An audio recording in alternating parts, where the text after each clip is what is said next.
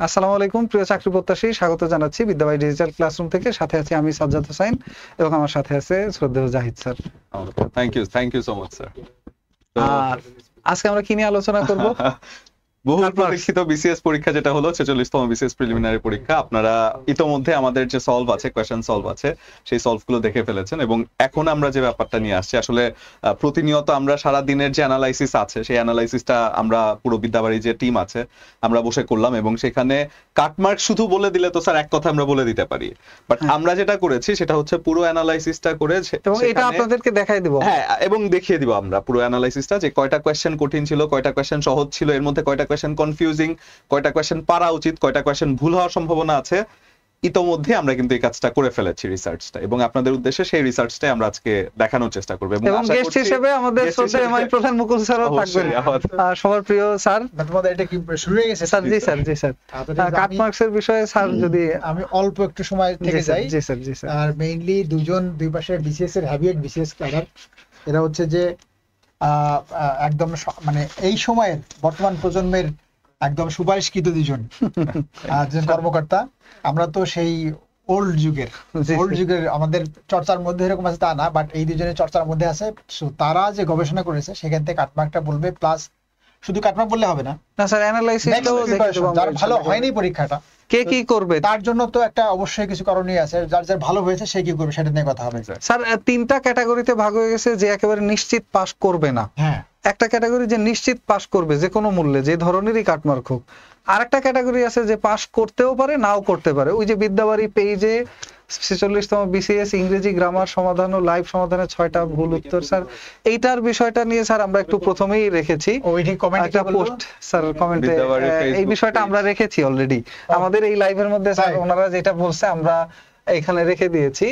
একজন ইংরেজি গ্রামার নিয়ে কাজ করে, উনি লিখছে হলো বিদ্যাবাড়ি ফেসবুক পেজে 46তম বিসিএস প্রিলি ইংরেজি গ্রামার অংশের সমাধান ও লাইভ সমাধানে 6টা ভুল উত্তর দিছে। আর ওসব ভুল সমাধান দেখে কিছু মাথামোটা শিক্ষার্থী আমাকে বিরক্ত করছে। মাথামোটাকে শিক্ষার্থীরা মাথামোটা চিন্তা করতে পারেন। কে এই লোক? কে স্যার? এই যে লোক। হ্যাঁ জি স্যার। আচ্ছা আচ্ছা, উনি কি বই প্রকাশ করছে না? এই যে কি জানি একটা বই আছে স্যার, ওনার ইংরেজির একটা গ্রামার আছে, প্রকাশক।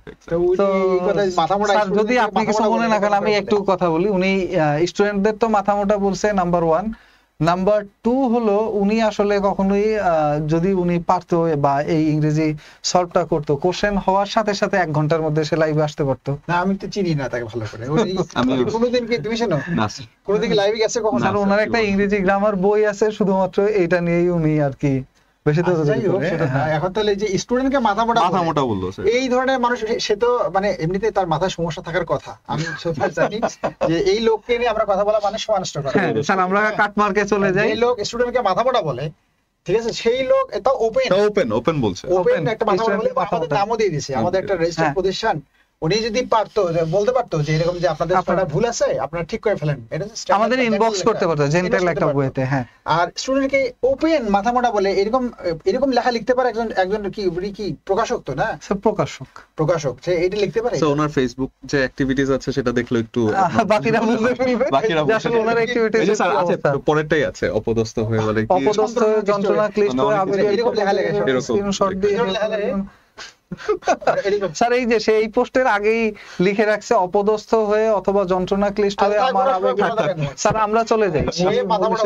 আমরা তো স্টুডেন্টকে যারা মাথামোটা বলে যে লোক, এবং ওপেন বলছে কতটা এই লোক, আমরা এটা স্টুপিড বলা ইচ্ছা হচ্ছে। বিসিএস এর ক্যান্ডিডেট আমরা তো বলতে পারি না, স্টুপিড তো বলতে পারি না, আমরা তো জেন্টলম্যান হয়ে। যাই হোক স্যার, এরকম কেন? তাহলে স্যার আমরা কাটমার্কে চলে যাই। তার বই আছে মার্কেটে, সেই স্টুডেন্টকে মাথামোটা স্টুডেন্ট বলতেছে। তো বিসিএস এর ক্যান্ডিডেট তাও মানে স্ট্যান্ডার্ড তাও উনি কি করে? আর কোনো কিছুই নাই স্যার। চাকরি পরীক্ষা ঠিক ছিল না স্যার, উনি চাকরির পরীক্ষা দিছে কিনা জানা নাই, তবে আর কিছুই না, আর কোনো অ্যাক্টিভিটিস নেই। ওনার একটা বই আছে, এটা নিয়ে উনি কাজ করে। ওইটাই শুধু বিক্রি করে। আচ্ছা ঠিক আছে, উনি পারলে একে আমরা বাদ দিয়ে দিই স্যার। কোনো কথা বলবা না, জি স্যার। ঠিক আছে, যেই লোক স্টুডেন্টকে মাথামোটা বলে, স্যার স্টুডেন্টের উদ্দেশ্যে আমরা ক্লারিফিকেশন, স্টুডেন্টরা কোশ্চেন করতেছে যে আসলে এই ব্যাপারে তারা কি করবে, এই সমস্যা থাকতে পারে তার। হ্যাঁ, তো এটা নিয়ে আমার দরকার নেই, অন্য কথা বল। আমরা কাটমার্কের কথা বলি স্যার। এই কাটমার্কে যেটা আজকে পরীক্ষাটা হলো, সেই পরীক্ষার মধ্যে 200 নম্বর প্রশ্ন হলো না, এটা একটা কথা শেষ করে দিই, আমাদের 6টা ভুল থাকতে পারে, আমরা সবার আগে যে লাইভে যাই, ভুল তো হতেই পারে লাইভে স্যার। যদি বলতে যাই, তো লাইভে বলতে গেলে থাকতে পারে, আর সেটা অ্যাকচুয়ালি ভুল থাকলে সেটা তো একটা সমাধান আছে, কিন্তু সেইভাবে স্টুডেন্টকে মাথা মোটা বলে একটা কথা বলে পোস্ট দিবে, এটা খুব আমার কাছে খুব অড লাগলো। এবং স্যার, সে যদি আমাদের আসলে প্রতিষ্ঠানের নাম mention শুভাকাঙ্ক্ষী হয়, করেছিল। মানে অনেকে স্যার হয়তো অবাক হচ্ছে যে আমরা কেন ওনাকে নিয়ে কথা বলছি, উনি ডিরেক্ট মেনশন করেছিল বিদ্যাবাড়ির নামটা, তো আমরা স্যার একটা রেজিস্টার্ড আমাদেরকে প্রতিষ্ঠান, mention করে আমাদেরকে মেনশন করে বলেছে। স্যার উনি আচ্ছা বলুন, তাকে নিয়ে কথা না বলে আমরা এইটা আসি, এইখানে যে চলে সে যাচ্ছি। কি বলছে যে তার সম্পর্কে কথা বলে আমার রুচি নাই, কারণ সেই স্টুডেন্টকে মাথা মোটা বলছে, এই লোক সম্পর্কে আমি কোনো কথাই বলতে চাই না। স্যার, জি আর স্যার, ওই লোক সম্পর্কে তোমরা আচ্ছা, কিছু বলবে না, জি স্যার, জি দরকার স্যার। নাই, হ্যাঁ? আমরা চলেন তাহলে আমরা মূল আমরা এটা কাটমার্ক ক্লাসে নিয়ে চলে কথা বলি, যাচ্ছি, হ্যাঁ? মূল ক্লাসে চলে কাটমার্কটা যাচ্ছি। হচ্ছে, আমি তার আগে একটু বলে নেই, স্যার, সেটা হচ্ছে জি আজকে যে 200টা পরীক্ষা হয়েছে, সেই পরীক্ষাগুলো নিয়ে সাজ্জাদ খুব একটা পরিশ্রম করছে যে সেখান থেকে, এবং আমাদের সজলও খুব পরিশ্রম করেছে, পুরো টিম কথা বলছে, সেখান থেকে আমাদের কিছু এদিক ওদিক একটা দুটো কোশ্চেন হতে পারে, এটা সবারই হতে পারে। বিশেষ প্রশ্নটা স্ট্যান্ডার্ডে এরকম, আমরা যখন বিশেষ ক্যাডার হয়েছি তখন আমাদেরও তো ভুল হয়েছে, স্টিল আমাদের ভুল হতে পারে, ম্যান ইজ মর্টাল, আমরা যে কেউ ভুল করতে পারি। স্যার এটাও আমরা দুষ্টুমি করে একটা ভুল অলরেডি দেখিয়ে দিলাম, ম্যান ইজ মর্টাল, মানুষ মরণশীল, to err is human but forgiveness is divine, যেটা আসলে আলেকজান্ডার পোপ বলেছিলেন। হ্যাঁ, তো এখন বিষয়টা হচ্ছে যে আমাদের মেইন কাজটা হচ্ছে ওদেরকে একটা মোটিভেট করা, Motivate এবং লাইফে যেন ভালো কিছু করতে পারে সেই জিনিসটা বলা, এক্স্যাক্ট। ঠিক আছে? তো এইখানে আজকে যে পরীক্ষাটা হয়েছে 200 নম্বরের মধ্যে থেকে আমার যেটা মনে হলো, সেখান থেকে 100টা বা 110টা বা 105টা কোশ্চেন হবে হয়তো ইজি কোশ্চেন, বা 95 কোশ্চেন। স্যার আমাদের এইখানে আছে 100টা ইজি কোশ্চেন, একেবারে অ্যানালাইসিস আমি দেখিয়ে দেব, একেবারে ইজি কোশ্চেন 100 100 মতো 100 কোশ্চেন আছে, একেবারে ইজি, একেবারেই পারো। কোশ্চেন কত আছে? হেভি কঠিন এরকম কোশ্চেন আছে 42টা স্যার, 42টা 42টা কোশ্চেন, একেবারে কারো পারা উচিত না, কনফিউজিং এটা লেখা আছে, বা না পারলেও ভুল নাই। কনফিউজিং কোশ্চেন এই পাশে কর্নারে আছে, এই পাশে বাকি 58টা কোশ্চেন আছে এখানে, 58 কোশ্চেন আছে কনফিউজিং কোশ্চেন। 58 কনফিউজিং। তাহলে এখান থেকে একটু অ্যানালাইজ তোমাদের জি, স্যার। করতে হবে। জি স্যার, আর আমরা পাশাপাশি হচ্ছে যে যাদের এবং এই প্রশ্নগুলো আমরা হাতে কলমে ধরে দেখাই দেব যে কোন একেবারে প্রশ্নটা পারা মার্ক উচিত করে ছিল। রেখেছি স্যার আমরা। আমরা একটু যদি স্যার ওইখান থেকে একটু গিয়ে আসতে পারি, আচ্ছা দেখি তাহলে একটু ওনারা ইজিলি বুঝতে পারবে এটা কই যাচ্ছে না কেন। ওকে, আচ্ছা আচ্ছা আচ্ছা, ওকে আচ্ছা এটা নিয়ে তোমরা বলতে থাকো, তারপর কোশ্চেন স্যার, দেখা আমরা কি করব আমরা একটু স্লাইডের ব্যাকে যাচ্ছি একটু স্যার। স্যার আপনি এই যে আসছে আসছে, এক মিনিট, হ্যাঁ এই যে স্যার গেছে, হ্যাঁ হ্যাঁ কই আছে পিপিটি এটা পিডিএফ।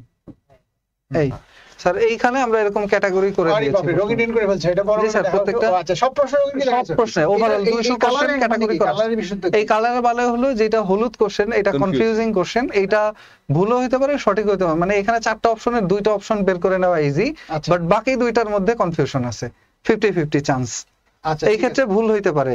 আর যেটা লাল কোশ্চেন স্যার, এই মার্কিংটার মানে হলো এই কোশ্চেনটা অনেক কঠিন, যদি আসলে সে নাও পারে হতাশ হওয়ার কিছু নাই, কোশ্চেনটা সবার জন্যই কঠিন। Okay. আর যেগুলো সবুজ কোশ্চেন আছে এটা একেবারে পারারই দরকার, না পারলে সে মানে বিশাল easy বড় question. ভুল করছে। এই 3টা কালারে আমরা 200 ক্যাটাগরাইজ কিভাবে করেছি দেখাইছো color? স্যার, 200 কোশ্চেন 200 এরকম question আমরা একেবারে বাহ। ক্যাটাগরাইজ করে তাহলে আমার মনে হয় যে ফেলছি, এখান থেকে এবং খুব ভালো মিলিয়ে একটা- দেখলে যদি শেষ পর্যন্ত দেখতে পারে আজকেই সে ডিসিশন নিবে রিটেনের প্রিপারেশন নাকি আবার প্রিলি, নাকি প্রিলি রিটেন কম্বাইন্ড। এখানে তো তোমরা পড়াবা তাই না এখান থেকে? জি স্যার, ইনশাআল্লাহ ইনশাআল্লাহ। ইনশাআল্লাহ, ওকে। যাই হোক, এখান থেকে যেটা হচ্ছে যাদের খারাপ হয়ে যাবে, আমরা 200 কোশ্চেনই কিন্তু একটা স্যার কথা আছে শোনো সাজ্জাদ, সেটা হচ্ছে যাদের পরীক্ষা, অনেকের পরীক্ষা কিন্তু খারাপ হতে পারে, সেজন্য হোপলেস না হয়, সেজন্য কষ্ট না পায়, এবং এটা জিনিসটা কি যে এই বিশেষটাই সবকিছু না, বিশেষ ছাড়াও লাইফে অনেক কিছু আছে, যদি কারো কিছু না হয়, চাকরিটা না হয়, এমন না যে মরে যেতে হবে। এখন ফ্রিল্যান্সিং এর যুগ, এখন অনলাইনের যুগ, স্কিল হওয়ার যুগ, অনেক ধরনের কাজ আছে যে বিশেষ ক্যাটাগরি হতে হবে এর কোনো মানে নাই।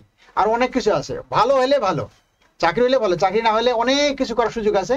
একটাই জাস্ট আমার কথা, সেটা হচ্ছে ফ্রাস্ট্রেটেড হওয়া যাবে না, হতাশ হওয়া যাবে না, সবসময় স্মাইলিং থাকবে, হাসি খুশি থাকতে হবে, তাই না সাজ্জাদ? জি স্যার, তাহলে তোমরা এটা ক্যারি করো, জি আমি স্যার। একটু যাই। জি স্যার, ইনশাআল্লাহ। জি স্যার, ঠিক আছে, এই যে সাজ্জাদ আছে, এরা হচ্ছে সাজ্জাদ এবং সজল, দুজন হচ্ছে রানিং ক্যাডার প্লাস রানিং দুইবার করে চাকরি হয়েছে এদের। তো তারা একদম মানে কি বলে যে নলেজের সামনে বলা ঠিক না, স্যার, জাজ বলবে না কি বলে, যাই হোক, তো তারা যেটা বলবে আমার থেকে ভালো বলবে, এটা হচ্ছে কথা। এই জন্য তারা এটা কাটমার্ক নিয়ে কথা বলবে, ইনশাল্লাহ আমার মনে হয় সুন্দর একটা দিক নির্দেশনা পাওয়া যাবে। তো আবার দেখাবো আমার সাথে ইনশাল্লাহ, আবার যাই চলে। জি স্যার, ভালো আছে, হ্যাঁ জি, আমার স্যার। কাছে। থ্যাংক ইউ, জি স্যার। টাটা। তো চলেন আমরা একেবারে মূল অংশে চলে যাচ্ছি। দেখেন, আমরা এইটা দেখানোর আগে আবারও আগের জায়গায় ফিরে যাচ্ছি। আমরা পিপিটি কইছিল, এই যে পিপিটি, আমরা এইখানে যদি ফিরে আসি, তো আমাদের যে মেইন পেজটা ছিল, দেখেন এই পেজের মধ্যে আমরা একটা একটা করে বলে দিচ্ছি। দেখেন প্রথম যেটা আছে, কঠিন কোশ্চেন যে কয়টা আছে আমরা এটা বলছিলাম, কঠিন কোশ্চেন আছে এইখানে মোট 42টার মতো, ওভারঅল 42টা কঠিন কোশ্চেন। এখন 42টা যেটা একেবারেই কঠিন, কোনোভাবেই পারা পসিবল না, তো এরকম 42টা কোশ্চেনের মধ্যে থেকে যদি কেউ 10 থেকে 12টা কোশ্চেনও পারেন তাহলে খুবই ভালো, এবং এইটাই স্ট্যান্ডার্ড। এইখান থেকে 10টা বা 12টা কোশ্চেন সঠিক হওয়া স্ট্যান্ডার্ড। কিন্তু এখানে কথা আছে স্যার, 10 থেকে 12টা প্রশ্ন যদি সে পারে, সে তো অবশ্যই তাকে মিনিমাম এইখানে রিস্ক নিতে হয়েছে 20টা কোশ্চেনের আশপাশে, এবং 10-12টা যদি কারেক্ট হয়, বাকি 8টা ভুল যায়, তাহলে তার এইখান থেকে আরো 4 নাম্বার কাটা যাবে, নাম্বার থাকবে 7-8 এর মতো। 7-8 এর মতো থাকবে, এক্স্যাক্টলি। নাম্বার কত থাকবে এটা বলে দিয়েছে, কারণ বিসিএস তো কাটমার্কের পরীক্ষা, এখানে তো কাটা ছিড়া যাবেই। 0.50 করে কাটা যাবে। নেক্সট যেই জিনিসটা আছে সেটা হলো সহজ কোশ্চেন। সহজ কোশ্চেন আছে একেবারে 100। এখন 100তে 100ই আপনার পারা লাগবে সেটা আমরা বলবো না, তবে 100 কোশ্চেনের মধ্যে আপনার হইতে পারে যে আপনার এখানে 7-8টা বা 10টা কোশ্চেন ভুল যাইতে পারে। যদি 10টা কোশ্চেন ভুল যায়, ওই 10 আপনার কাটা গেল, সাথে আরো 5 নেগেটিভ মার্কিং। তাহলে আপনার যদি 10টাও না, আমরা 10টা ধরলাম না, আমরা এখানে 5টা ভুল ধরি, 100-র মধ্যে 5টা ভুল গেলে থাকে 95, সেখান থেকে আরো আড়াই যাবে কাটা, তাহলে থাকে আপনার 92। আমরা ধরি 90 থেকে 92, এইখানে একটা স্ট্যান্ডার্ড নাম্বার 90 থেকে 92, এবং এই পাশে আমরা ধরেছি 8 থেকে 10, মানে এই হলো 100। নেক্সট আছে আপনার কনফিউজিং কোশ্চেন আছে। কোনগুলো কনফিউজিং আমি দেখাবো, এবং আপনাদের কাছে বিনীত অনুরোধ যে আপনারা থেকে বলবেন যে আসলে আমি যেটাকে কনফিউজিং বলছি ওইটা আসলেই কনফিউজিং কিনা, এবং আমি যেটাকে কঠিন বলছি ওইটার উপরে আসলেই কঠিন কিনা। কারণ আমি নিজে 5টা বিসিএস প্রিলিমিনারি পরীক্ষা দিয়েছি, 4টা প্রিলিমিনারি কোয়ালিফাই করেছি, লিখিত পরীক্ষা দিয়েছি, লিখিত পরীক্ষায় অলরেডি সুপারিশপ্রাপ্ত, এরপরে ভাইবা দিয়ে, এরপরে আবার আরো একটা বিসিএস এর সুপারিশপ্রাপ্ত। আমার সাথে জাহিদ স্যার আছেন, জাহিদ স্যারও 2টা বিসিএস এ পরপর সুপারিশপ্রাপ্ত, এবং আরো একটা বিসিএস এর বোধহয় ভাইবা দিয়ে রাখছেন অলরেডি, সামনে আরো একটা ভাইবা দিবেন। সো আপনারা টেনশন নিয়েন না, আমরা আমাদের মতো অ্যাজ এ স্টুডেন্ট এইগুলো দেখেছি। তো চলেন এইখানে যেটা আছে আমি মিলায় দেখাবো, আপনারা শুধু বলবেন যে আসলে আমি যেটাকে কনফিউজিং বলছি এটা কনফিউজিং কিনা, ওইটাই আপনাদের দেখার জন্য অনুরোধ রইল, বিনীত অনুরোধ। আর যেটাকে আমি কঠিন বলছি ওইটা আসলেই কঠিন কিনা। ওকে, এই জায়গার মধ্যে একটা কথা বলছিলাম, এক্সাম হলের যে ব্যাপারটা আছে, এটা নিয়ে আমি আর সাজ্জাদ স্যার একটু আগে যখন এই কাজগুলো করছিলাম তখন বলছিলাম। তো সাজ্জাদ স্যার সামহাও আমাকে বলছিলেন, মানে একটা এক্সাম্পল দেওয়ার কথা, যেটা আসলে এক্সাম হলের যে ফেয়ারটা সেটা। স্যার আমরা একেবারে এই জায়গায় একটু আপনি বলেন, আমি দেখাই দিচ্ছি। ধরেন এইটা একটা তক্তা, তার আগে দেখা, এইটা একটা তক্তা, এই তক্তাটার উপরে একটা মানুষকে যদি হাঁটতে বলা হয়, তক্তাটা ধরেন এতটুকু চ্যাপ্টা, এক হাত চ্যাপ্টা একটা তক্তা, 20 হাত লম্বা। তো এই 20 হাত লম্বা তক্তার উপরে আপনাকে যদি হাঁটার জন্য উঠাই দেওয়া হয়, আপনার এখানে এই তক্তাটা আছে বাসার ফ্লোরে, বাসার ফ্লোরে, এইখানে আপনি হেঁটে যাবেন কত 20 হাত জায়গা, এই তক্তাটার উপর দিয়ে হেঁটে যাবেন। দ্বিতীয় সিচুয়েশন যেটা আছে, দ্বিতীয় সিচুয়েশনটা হলো এই একটা 20 তলা বড় বিল্ডিং, এই একটা 20 তলা বড় বিল্ডিং, এই বিল্ডিং থেকে ওই বিল্ডিং এ এই তক্তাটা ছাদের উপরে লাগানো আছে, এবং আপনাকে বলা হলো এই তক্তার উপর দিয়ে আপনি হেঁটে যাবেন উইদাউট এনি সেফটি গিয়ার্স, আপনার কোনো সেফটি থাকবে না, তখন কিন্তু খেলাটা সিচুয়েশন নাম্বার 1, সিচুয়েশন নাম্বার 2, বলেন তো কোনটা বেশি কঠিন হবে বা কোনটা একেবারে ইম্পসিবল হয়ে দাঁড়াবে? নিশ্চয়ই সিচুয়েশন নাম্বার 2। তো এটা বাসার ফ্লোরে যখন এরকম একটা তক্তা থাকে, এখানে আপনি ইজিলি হেঁটে যাইতে পারবেন, ঠিক ওই একই তক্তা মানে কাঠ, এইটার উপর দিয়ে আপনি 20 হাত জায়গা হেঁটে যাইতে পারবেন না, যখন এই কাঠটা এরকম 20 তলা 2টা বিল্ডিং এর ছাদের উপর থেকে এক ছাদ থেকে আরেক ছাদে কানেকশন দেওয়া আছে, তখন আপনি হেঁটে যাইতে কিন্তু আসলে পারবেন না, খুবই ভয় লাগবে। পরীক্ষার হলে সেম কেসটাই হয়, একটা প্রশ্ন জানা প্রশ্ন, তাও কিন্তু অপশনে দাগ দিতে ভয় লাগে যে আসলে ঠিক হবে নাকি ভুল হবে। আশেপাশে দেখবেন অনেকে এখন ইতোমধ্যে বলা শুরু করে, আরে যারা প্রশ্ন পরীক্ষা দেয় 130 অনেক সহজ, 125 140 এ উঠে যাবে। বাট আসলে কোশ্চেন কি ছিল, গত 5টা বিসিএস যেহেতু আমি নিজে সরাসরি এটার সাথে কানেক্টেড ছিলাম, নিজে পরীক্ষার্থী ছিলাম, তারপরে 2টা বিসিএস এর কোশ্চেন দেখেছি, পড়িয়েছি, সো সেই জায়গা থেকে আসেন আমরা তাহলে বুঝাইতে পারছি আশা করি। পরীক্ষার হলের সিচুয়েশন আর এখনকার সিচুয়েশন দুইটা সম্পূর্ণ ভিন্ন কথা। সিচুয়েশন নাম্বার 2 হলো আপনাদের পরীক্ষার হল, সিচুয়েশন নাম্বার 1 হলো এখনকার সিচুয়েশন। আরে কোশ্চেন সহজ, সব পারি, আমিও 10টা পারি। দেখবেন ওইখানে 60-70টা যে পারে সে বলবে কোশ্চেন তো সোজাই ছিল, আপনি পড়ে গেছেন, আমি তো না পড়ি 80টা পারি। আসলে ওই 80টা পর্যন্তই পারা যায়, এরপরের গুলো আর না পড়ে পারা যায় না। সো আমরা ফিরে আসি। তো এইখানে আমরা বলছিলাম এইখানে আপনি 8 থেকে 10 পাইলে এটা স্ট্যান্ডার্ড বলছি, এইখানে 90 থেকে 92 বা 95 এটা স্ট্যান্ডার্ড। আর এইখানে কনফিউজিং কোশ্চেন আছে 58টা কনফিউজিং কোশ্চেন। বিসিএস কিন্তু আসলে যে কয়টা হইছে ওই কয়টাই না।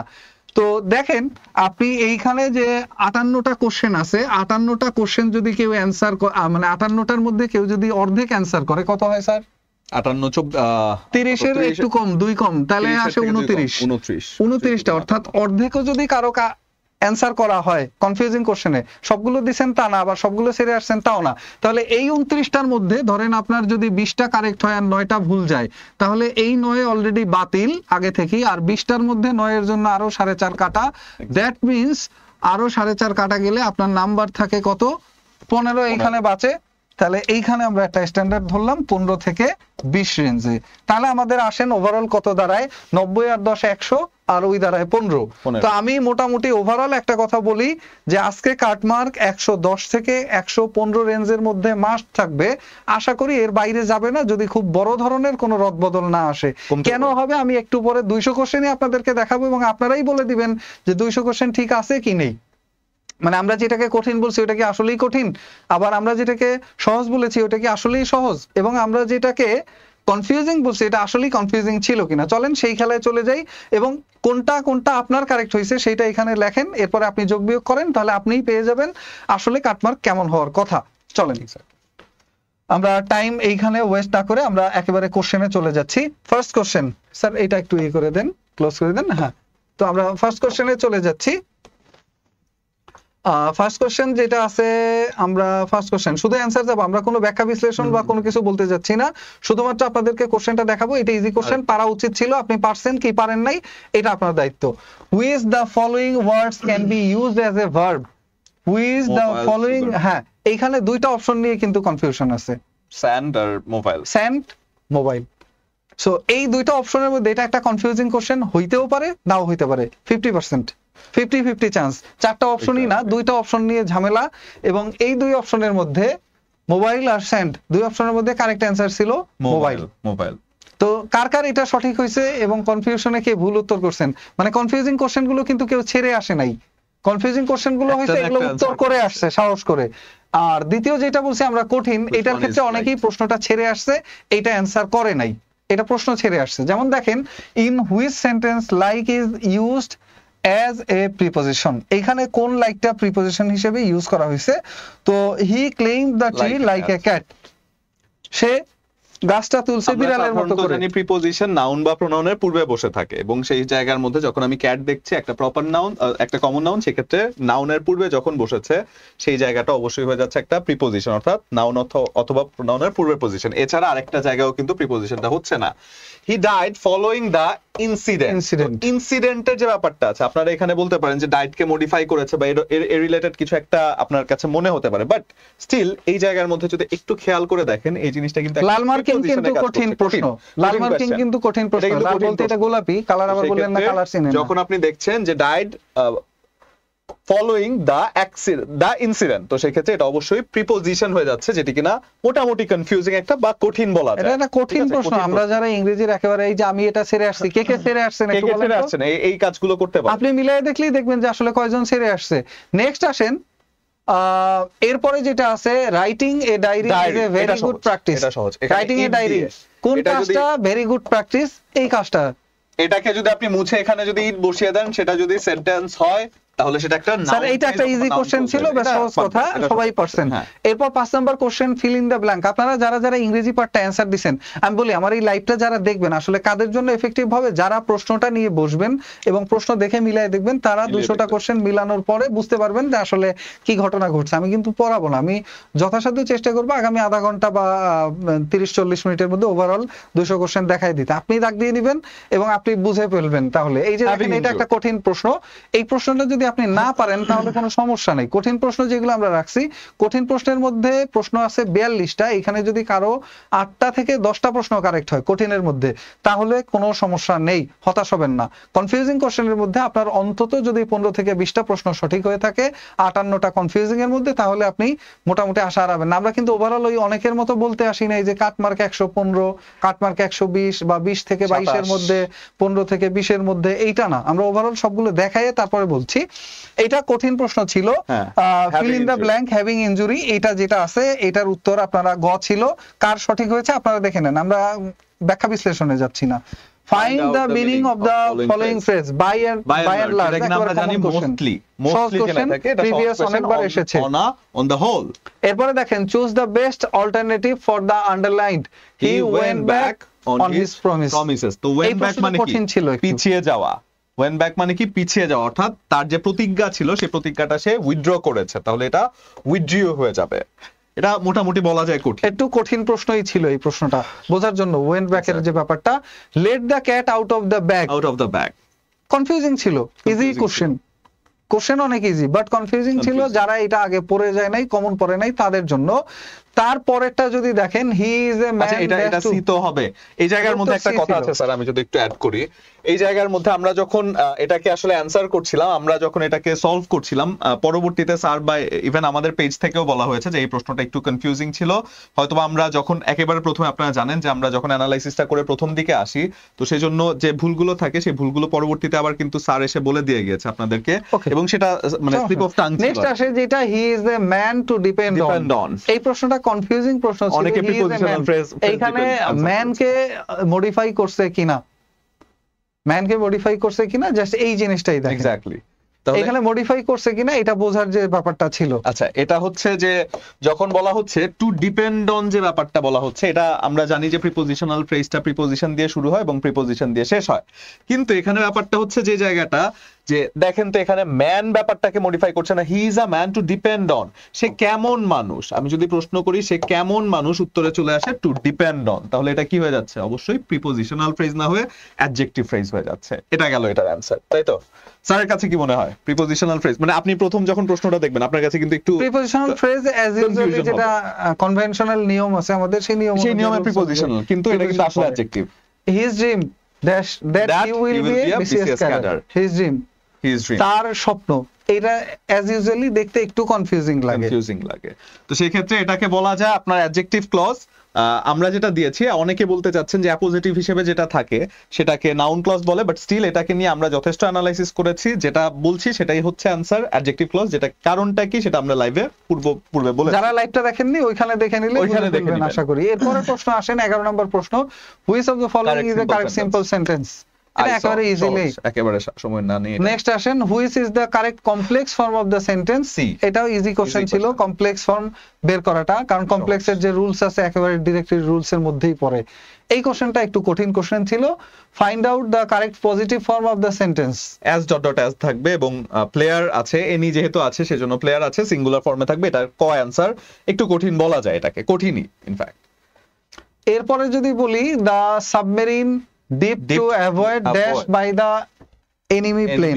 প্লেন, এখানে যখন বলা হচ্ছে যে, আপনি চিন্তা করতে পারেন যে এখানে কিছু কিছু ভার্ব আছে, যেমন আপনার কি বলে, কিছু কিছু জায়গা আছে যে জায়গার মধ্যে আপনার সবসময় কন্টিনিউয়াস টেন্সে চলে। তো সেই ক্ষেত্রে এই কোয়েশ্চেনের মধ্যে যদি আপনি অ্যাপ্রোপ্রিয়েটলি সিইং বসান অথবা বিং সিন বসান, বিং সিনটা দেখলে কিন্তু আপনার কাছে মনে হবে যে এটা হয়তো বা কন্টিনিউয়াস টেন্সে হতে পারে, প্যাসিভ টেন্সে, বাট স্টিল সিইংটা এখানে অ্যানসার হয়ে যাচ্ছে। তো সেজন্য আমি বললাম যে এটার ব্যাখ্যা হয়তো আমরা আগে দিয়েছি, তো সেজন্য আর ব্যাখ্যায় আমরা যাচ্ছি না, যে প্রশ্নটা কঠিন ছিল। যদি এই ছিল। ধরনের প্রশ্ন কঠিনগুলোর মধ্যে অন্তত 10টা বা 12টা কোশ্চেন আপনার হয়, তাহলে আপনি ওকে, আপনি একটু মিলিয়ে নেন যে কঠিনগুলোর মধ্যে আপনার Exactly. কয়টা প্রশ্ন হয়েছে। এরপরে আসেন 15 number, in fear of dash he escaped elsewhere. তো এই প্রশ্নটা একটু কনফিউজিং ছিল বোঝার জন্য। being arrested ওকে, এই প্রশ্নটা বোঝার জন্য কনফিউজিং একটা প্রশ্ন ছিল। তো এইটার মধ্যে যারা প্রশ্ন সঠিক করেছেন তাদের জন্য আলহামদুলিল্লাহ, আর যারা এটা ভুল করছেন তাতে খুব বেশি ভয়ের কারণ নাই। I didn't follow, he passed by, এই জায়গাটা এটা সহজ কোয়েশ্চেন ছিল। 16 নাম্বার যেটা আছে, I didn't follow who passed by, might be হয়ে যাচ্ছে। এরপরে কি, সামিম is my colleague, এটাও সহজ কোয়েশ্চেন ছিল, কারণ এটা কি, সিন্স অথবা ফর যখন থাকে সেটা প্রেজেন্ট পারফেক্ট অথবা প্রেজেন্ট পারফেক্ট কন্টিনিউয়াস টেন্সে হয়, যেটা আমরা জানি। তারপর the snow swirls dash the valley, এটা কি in the valley appropriate preposition, তো সেই জায়গার মধ্যে এটা একটা মোটামুটি বলা যায় যে একটা কনফিউজিং। স্যার এই শব্দের জন্য ঝামেলাটা হলো সোর্স শব্দের অর্থটা অনেকেরই জানা নাই, একেবারে নতুন, সেজন্য একটু কঠিন মনে হওয়া স্বাভাবিক যারা ইংরেজি একটু কম পারে বিশেষ করে। এরপরে যদি বলি there is a coffee shop on the street, এটাও কিন্তু একটা কনফিউজিং জায়গা, যে there is a coffee shop, আমরা স্পেসিফিক ছোট জায়গার কথা চিন্তা করলে কিন্তু অ্যাড বসিয়ে দেই, কিন্তু স্ট্রিটের পাশে অন বসানোটা অ্যাপ্রোপ্রিয়েট। এরপরে যদি আমরা বলি identify the correct sentence, correct সেন্টেন্সের ক্ষেত্রে এটা পড়তে যে সময়টা লাগবে সেই জন্য এটাকে অ্যানসার অনেকে না করে চলে গিয়েছেন। স্যার দেখেন এত বড় একটা কোশ্চেন 1 নম্বরের জন্য, অনেকেই সেজন্য এটা অনেকে ছেড়ে আসছে একেবারে 100% শিওর। এত গ্রামার মিলানোর মতো আসলে এবং এখানে আমরা দেখাচ্ছি যে এই জিনিসগুলো অ্যানালাইসিস করেছে, আমরা যে র্যান্ডমলি একটা কথা বলে দিচ্ছি যে ওভারঅল কাটমার্কস এত র্যান্ডমলি বলছি না, প্রত্যেকটা ওই যে স্যার কথা থাকে শহীদুল্লাহর মতে, ডক্টর মোহাম্মদ শহীদুল্লাহর মতে, এত সুনীতি কুমারের মতে, এত ঠিক সেরকম, যেটা আমরা ওইরকম কাটমার্কের কথা বলি নাই। এরপরটা দেখেন এইখানে সেন্টেন্স কারেকশনের এই কোশ্চেনটা অনেক কঠিন একটা কঠিন কোশ্চেন। এটা আপনার এই কোশ্চেনটার গ্রামারের কোন রুলস চাইছে বা কি বুঝাইতে চাইছে, ড্যাংলিং মডিফায়ার, এইটা ড্যাংলিং মডিফায়ার বোঝা সবার জন্য আসলে সহজ ছিল না। তারপরে আসেন, এটা সহজ মোটামুটি, মানে কনফিউজিং হলেও সহজ হলো, ছিল যারা পারে আর কি, স্যার তো ইংরেজি পড়া, স্যার তো বলবি পারা যায়, বাট আসলে আমার মতো যারা ইংরেজিতে একটু দুর্বল আছে তাদের ক্ষেত্রে ইংরেজিতে এক্সপার্ট এটাও লিখছি। এরপরের যেটা আছে সেটা যদি আমরা দেখি, পরের প্রশ্নটা একটু কঠিন প্রশ্নই ছিল বলা যায়, সেন্টেন্স কারেকশন যেটা আছে, which is the correct sentence, there are trees on the both sides of the road, there are trees on both sides of the road. পরীক্ষার হলে যে আসলে এটা যারা পরীক্ষা দিয়েছেন ওনারা জানেন এটা দেখে কতটা মাথা নষ্ট হওয়ার মতো কোশ্চেন ছিল, তো এটা একটা কঠিন কোশ্চেন ছিল।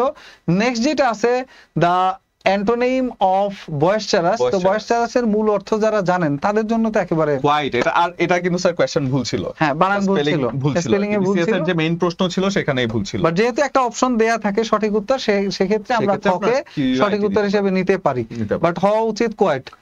এরপরে প্লাগিয়ারিজম, ওই যে কপি করে থাকে না, কপি করে থাকে না, সেই জিনিসটা কম্পিউটারেও এই কোশ্চেনটা আছে।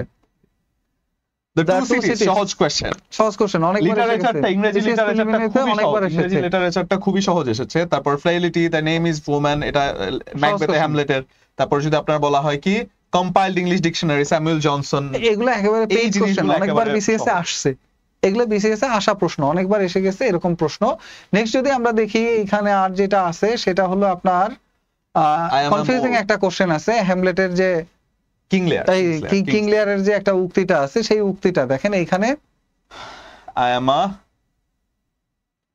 I am a man more sinned against than sinning. ওকে এটা কিংসলেয়ার ছিল, এটা কনফিউজিং ছিল। এরপরের প্রশ্নগুলো which event influenced the literature of the romantic period, romantic পিরিয়ডের যে লিটারেচার আছে এইটাকে প্রভাবিত করেছে কি ফ্রেঞ্চ রিভলিউশন, আপনারা সবাই জানেন। তারপর এটা আছে দি author of a farewell to Ernest Hemingway, সহজ আর্নেস্ট হেমিংওয়ে মানে 50 বার আসছে বিসিএস। স্যাটারিস্ট, সেটা হচ্ছে কি জোনাথন সুইফট, এই বিগত প্রশ্ন, এগুলো সব একেবারে বিগত প্রশ্ন, এজন্য আমরা সবুজকালিতে সহজ দেখিয়েছি। এইগুলো যাদের উত্তর কারেক্ট হয়েছে তারা একেবারে ইজিলি খুশি মনে থাকতে পারেন। ইন্ডিয়ান নোভেলিস্ট, কারণ হলো এইটা নিয়ে 41তম বিসিএস 42 ডাক্তারদের বিশেষ বিসিএস একটা প্রশ্ন আসছিল ইএম ফস্টারের সম্পর্কে, কিন্তু সেইখানে কোনো নোভেলের বা ইসের সাহিত্যকর্মের নাম আসে নাই, আর এইখানে ওইখানেরটার এইখানেরটা ভিন্ন ভিন্ন দুইটার উত্তর। এক্স্যাক্টলি, এখানে যেটা আছে সেটা হচ্ছে the ministry of utmost happiness, এই জিনিসটা হচ্ছে অরুন্ধতী রয়ের, যার আরো একটা আছে সেটা হচ্ছে the god of small things, এই বইগুলো তার লেখা আছে। এরপরে যদি যাই 35টা আমাদের ইংরেজি গেল, এবং আমাদের যে অ্যানালাইসিস সেটা আমরা প্রথমেই দেখিয়েছি। তারপরে গাণিতিক যুক্তি অংশে প্রশ্ন 6টা আছে, গাণিতিক যুক্তি অংশে 6টা আছে একেবারে সহজ প্রশ্ন, 6টা আছে কনফিউজিং প্রশ্ন, এবং 3টা আছে একেবারে কঠিন প্রশ্ন গণিতের ক্ষেত্রে। কোনগুলো একটু দেখে নেন, এবং এটা দেখে আপনি দাগ দিয়ে দেন। বিদ্যাবাড়ি ফেসবুক পেজে 46 বিসিএস প্রিলি ইংরেজি গ্রামার অংশের সমাধান ও লাইভ ভুল দিছে 6টা, কোন 6টা ভুল দিয়েছে সেটা একটু কাইন্ডলি লিখে দিতে বলেন সেই গুরু মহাশয়কে।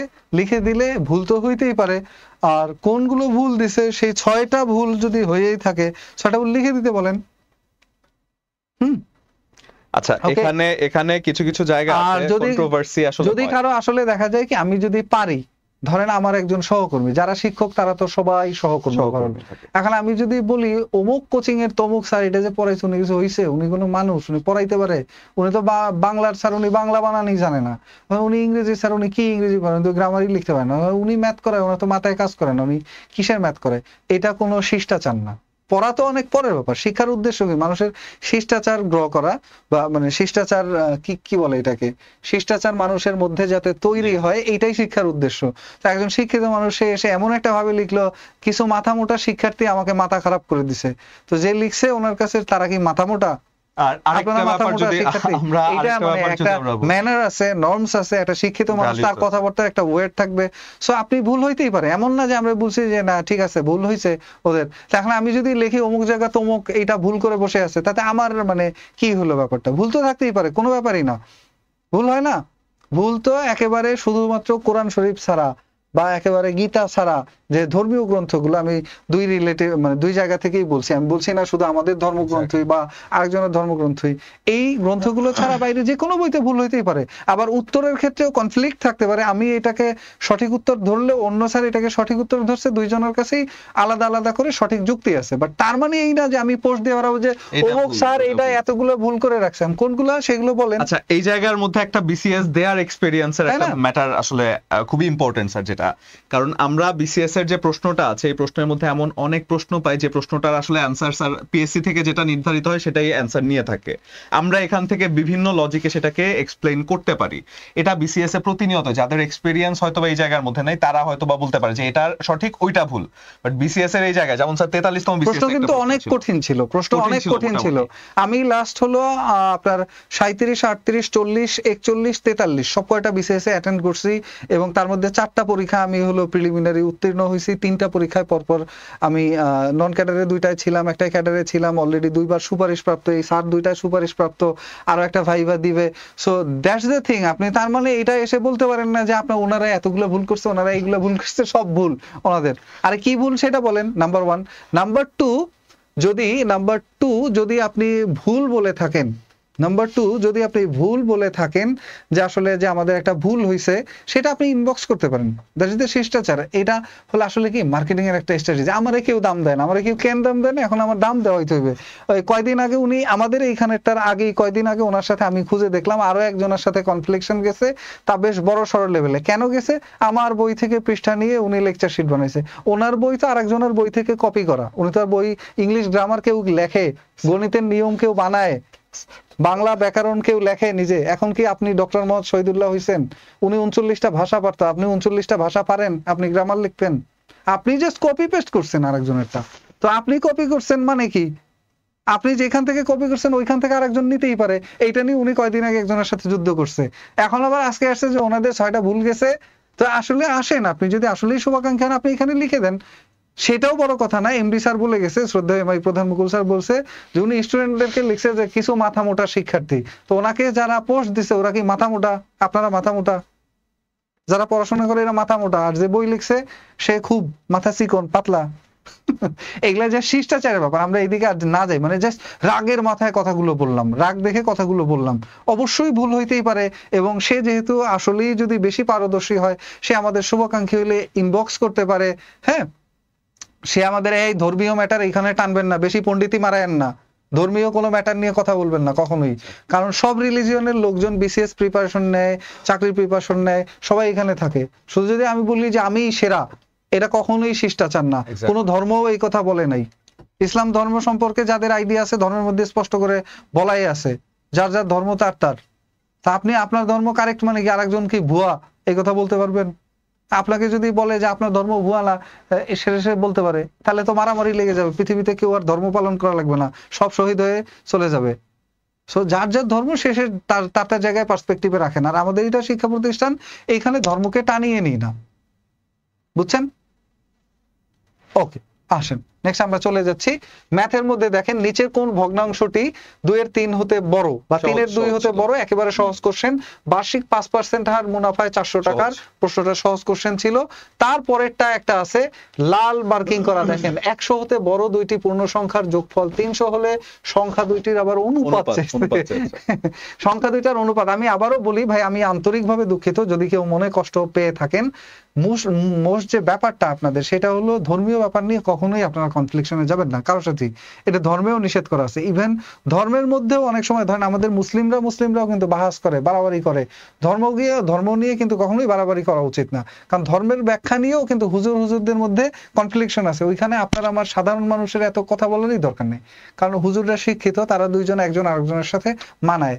কিন্তু আমি গিয়ে একজন আলেমের সাথে মারামারি করব, আমি বলবো অমুক আলেম ভালোই না, অমুক আলেম কিছু না, এটা কখনোই আপনার আমার কাজ না। প্রত্যেকে নিজ নিজ রেঞ্জে থেকে কাজ করা উচিত, এবং কে কোন লেভেলে তার কথাবার্তাগুলো ওই লেভেলের হওয়া উচিত। বুঝতে পারছেন না? যদি আমাকে রাস্তার মধ্যে কোনো সবজিওয়ালা চর মারে, এখন আমি কি ওইখানে দাঁড়ায় লোকজনের আসেন উনি আমারে চর মারছে, তাহলে প্রেস্টিজ কি আমারটা যাবে না থাকবে? আবার সবজিওয়ালার প্রেস্টিজটা কিন্তু হাই হয়ে যাবে। তো শিক্ষিত লোক কি করে? চর খেলে আস্তে করে চলে যায় সাইড করে, তাই না? তো শিক্ষিত লোকের আচার আচরণ এইগুলোর মধ্যেই থাকে তার শিক্ষার বহিঃপ্রকাশ। আশা করি বুঝতে পারছেন। নেক্সট আসেন, এরপরের যে কোশ্চেনটা 100 হতে এরপরেরটা দেখেন, x² - 7x + 12 গ্রেটার দেন নাকি less than or equal 0, less than or equal 0 এর সমাধান সেট। একেবারে সহজ question. x² + y² + z² = 2xy + yz + zx + 1। মানে একটু বড় কোশ্চেন, যারা এই সূত্রটা না জানেন, একবার ডাইরেক্ট সূত্র করতে প্রায় 1.5 থেকে 2 মিনিট একটা প্রশ্নে লাগতে পারে।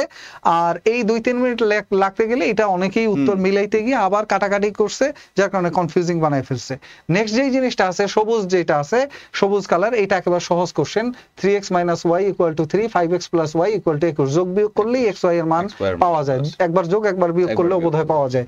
এরপর যেটা হলুদ কালিতে রাখছি আমরা, দেখেন ½ × 2⁻x - 3 + 1 = 5 হলে x এর মান কত? প্রশ্ন সহজ, কিন্তু উত্তর বের করতে একটু কনফিউশন আছে, যোগ বিয়োগ করে ঘুরানি ফিরানিতে একটু সময় লেগে গেছে।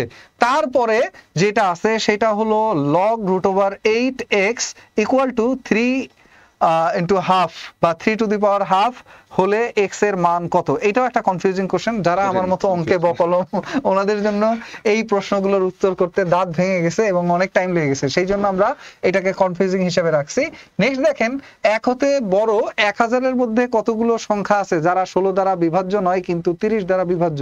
ঘুরানি ফিরানি অনেকখানি আছে, প্রশ্ন অনেক কঠিন ছিল, আবার তার উপর সঠিক উত্তর ছিল না প্রশ্নে। 29 ছিল সঠিক উত্তর এটার। বুঝতে পারছেন? That is the thing. যদি আপনারা এখন আমাদের বলেন যে আপনারা তো স্যার যা উত্তর দিছিলেন সব ভুল, এখন আমাদের তো ভুল যদি হয়েই থাকে স্বীকার করতে হবে না? কিন্তু যদি আমার ভুলগুলো থাকে, আপনি বলে দিলেন স্যার অমুক অমুক কোশ্চেনটা ভুল ছিল, এটা সঠিক উত্তর এই। যদি আমার কোনো কোশ্চেন সেই 6টার মধ্যে যদি 2টা সঠিক হয়ে থাকে আমারটাই, তাহলে আমি আবার বললাম যে না অমুক 2টা এই কারণে সঠিক, অমুক জায়গায় রেফারেন্স আছে, কথা নেই বার্তা নেই, এটা বলে দিলেন যে এটা okay. That is the thing. Exactly. শিক্ষিত মানুষের বিষয়ই হলো টু দা পয়েন্টে কথা বলা। নেক্সট আসেন যেটা, একটি সিলিন্ডারের বৃত্তীয় তলের ব্যাসার্ধ 2 সেন্টিমিটার, উচ্চতা 6 সেন্টিমিটার হলে উহার তলগুলির মোট ক্ষেত্রফল। তো এইটা যারা আমরা আমার মতো গণিতের তাদের ক্ষেত্রে একটু কঠিন প্রশ্ন ছিল, এটা যদি মিস করে থাকেন হতাশ হবেন না। নেক্সট যেটা আছে, কোন একটি ত্রিভুজের দুইটি কোণের পরিমাণ 28 ডিগ্রি ও 62 ডিগ্রি, ত্রিভুজটি কোন ধরনের? সমকোণী ত্রিভুজ। সমকোণী ত্রিভুজ। আচ্ছা, আমি আরেকটা কথা বলে রাখি, আরেকটা কথা যেটা, সেই কথাটা হলো আজকের পরীক্ষায় যারা 100-র নিচে আছেন কেউ হতাশ হবেন না, আমাকে ভাই গালাগালিও করবেন না, আমি যেটা সত্য আমার এক্সপেরিয়েন্স থেকে, আমার অভিজ্ঞতা থেকে বলে দিচ্ছি। 100-এর নিচে যাদের নাম্বার আছে ওনারা আস্তে করে হাত পা ধুয়ে কালকে থেকে আবার প্রিলির বই পুস্তক নিয়ে বসেন, আর অন্য কারো কথায় কান দিবেন না। 100 বা 105 পর্যন্তও যারা আছেন, 105 বা তার নিচে যারা আছেন, ওনারা একেবারে হাত পা ধুয়ে আবার প্রিলির বই পুস্তকগুলো মুছে সুন্দর করে ওগুলা চুমা চাটি দিয়ে আবার নিয়ে বসে যান, ব্যাস। নাম্বার 2, যাদের 105 থেকে 110 প্লাস বা 115 রেঞ্জের নিচে, 115 রেঞ্জের নিচে বা 105 থেকে 110 প্লাস, 5 থেকে 10-এর মধ্যে যারা আছেন ওনারাও প্রিলির দিকে ফোকাস বেশি রাখেন। পাশাপাশি লিখিতটা যদি পাস করে ফেলেন তাহলে কিভাবে লিখিত পরীক্ষা দিবেন এইটা দেখতে পারেন। হ্যাঁ, অর্থাৎ লিখিত সিলেবাসটা দেখে ওই সিলেবাসের সাথে মিলে প্রিলির এরকম জায়গাগুলো পড়েন, প্রিলি পড়বেন ওনারাও, কিন্তু প্রিলির এমন জায়গাগুলো পড়েন যেগুলো আসলে লিখিতর সাথে হুবহু মিল আছে। লিখিতর প্রশ্নগুলো কালকে দেখবেন সারাদিন, বা কালকে পরশু 2 দিন সারাদিন দেখলেন, তারপরের দিন থেকে আপনারাও প্রিলির দিকেই ফোকাস করেন, কিন্তু লিখিতর সাথে মিলে ওই জায়গাগুলো ভালোভাবে পড়েন। এগুলো কাটার দরকার নাই, কমেন্ট করুক, যে যার করার করুক না রে ভাই। তারপরে যেটা আছে, অর্থাৎ যাদের নাম্বারটা 110 প্লাস এবং 115 প্লাস, 10 থেকে 15 বা তার থেকেও বেশি, এই রেঞ্জের লোকজন যদি কারো 20-এর উপরে উঠে যায় তাহলে তো খুবই ভালো, মাশাআল্লাহ। 115 থেকে 20 বা তার উপরে 20 প্লাস যাদের আছে ওরা নিশ্চিন্তে একেবারে পড়ে যাইতে পারেন, আমি গ্যারান্টি দিচ্ছি। না হলে বিদ্যাবাড়িতে আসিয়েন আমার কাছে, কারণ কোনগুলো কঠিন প্রশ্ন আমি দেখাবো। কঠিন প্রশ্ন আছে ইন্টারন্যাশনালে 5টা বা 7টা এমন প্রশ্ন যেগুলোর উত্তর কেউ পারবে না, ইভেন আমি নিজেও পারতাম না। এরপর নৈতিকতা সুশাসনে এরকম কিছু কোশ্চেন আছে। নৈতিকতায় প্রত্যেকবার দেয় কনফিউজিং কোশ্চেন, কিন্তু এবার দিছে কঠিন কোশ্চেন। এরপরে বিজ্ঞানে কয়েকটা প্রশ্ন আছে, ওতে মোটামুটি ডাক্তার বা বিজ্ঞানী হওয়া লাগে। এরপরে যেটা আছে আপনার কম্পিউটারে কয়েকটা প্রশ্ন আছে ভয়ঙ্কর কনফিউজিং কোশ্চেন, এবং যেগুলো আসলে কনফিউজিং প্লাস কঠিনও কয়েকটা প্রশ্ন আছে যেগুলোর উত্তর আসলে পারা খুবই টাফ।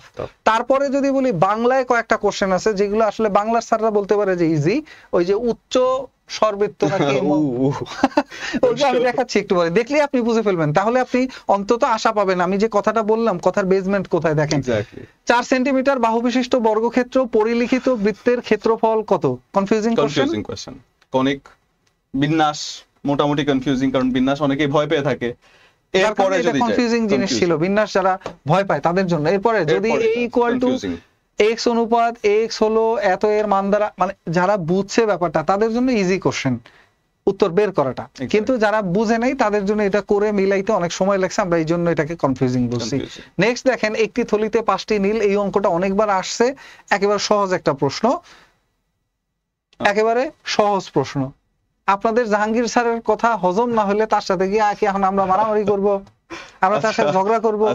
শিক্ষক শোনেন, একটা কথা বলি স্যার, শিক্ষকদের সাথে শিক্ষকরা মারামারি করলে এটা স্বভাব হবে, কথা তর্কাতর্কি করলে স্বভাব হবে। আমরা যদি তার সাথে এগেইনস্ট, সে কাউন্টার দেয় আমরা আবার কাউন্টার দেয়, সে আবার কাউন্টার দেয়, এগুলো হবে? এগুলো হবে। আপনারা দেখলে কি হবে? ধরেন আপনি স্কুলে গেছেন, গিয়ে দেখলেন স্কুলে হেডমাস্টার স্যার আর অ্যাসিস্ট্যান্ট হেডমাস্টার স্যার দুইজন মারামারি করতেছে, এই স্যার ওনার জামা ছিঁড়ে ফেলছে আর ওই স্যার আমার জামা ছিঁড়ে ফেলছে, আর আপনারা এটা দেখতেছেন যে কে জেতে। এরপর যে জিতবে সে কি আসলে জিতলো? দয়া করে মারামারিটা শিখবেন না অন্তত, না না, যে জিতবে সে কি আসলে জিতলো? এখানে কেউই জিতবে না, দুইজনই হেরে গেছে, কারণ কি দুইজনের একজনও শিক্ষিতর মতো আচরণ করে নাই। আমরা চাই যে এই ব্যাপারে যদি আসলে উনি কোনো কিছু দেয় কাউন্টার, উনি কোনো ব্যাখ্যা বিশ্লেষণ দেয়, আমরা অবশ্যই সেটা কাউন্টার আমাদের পেজে জানাই দেবো, একসেপ্ট করব।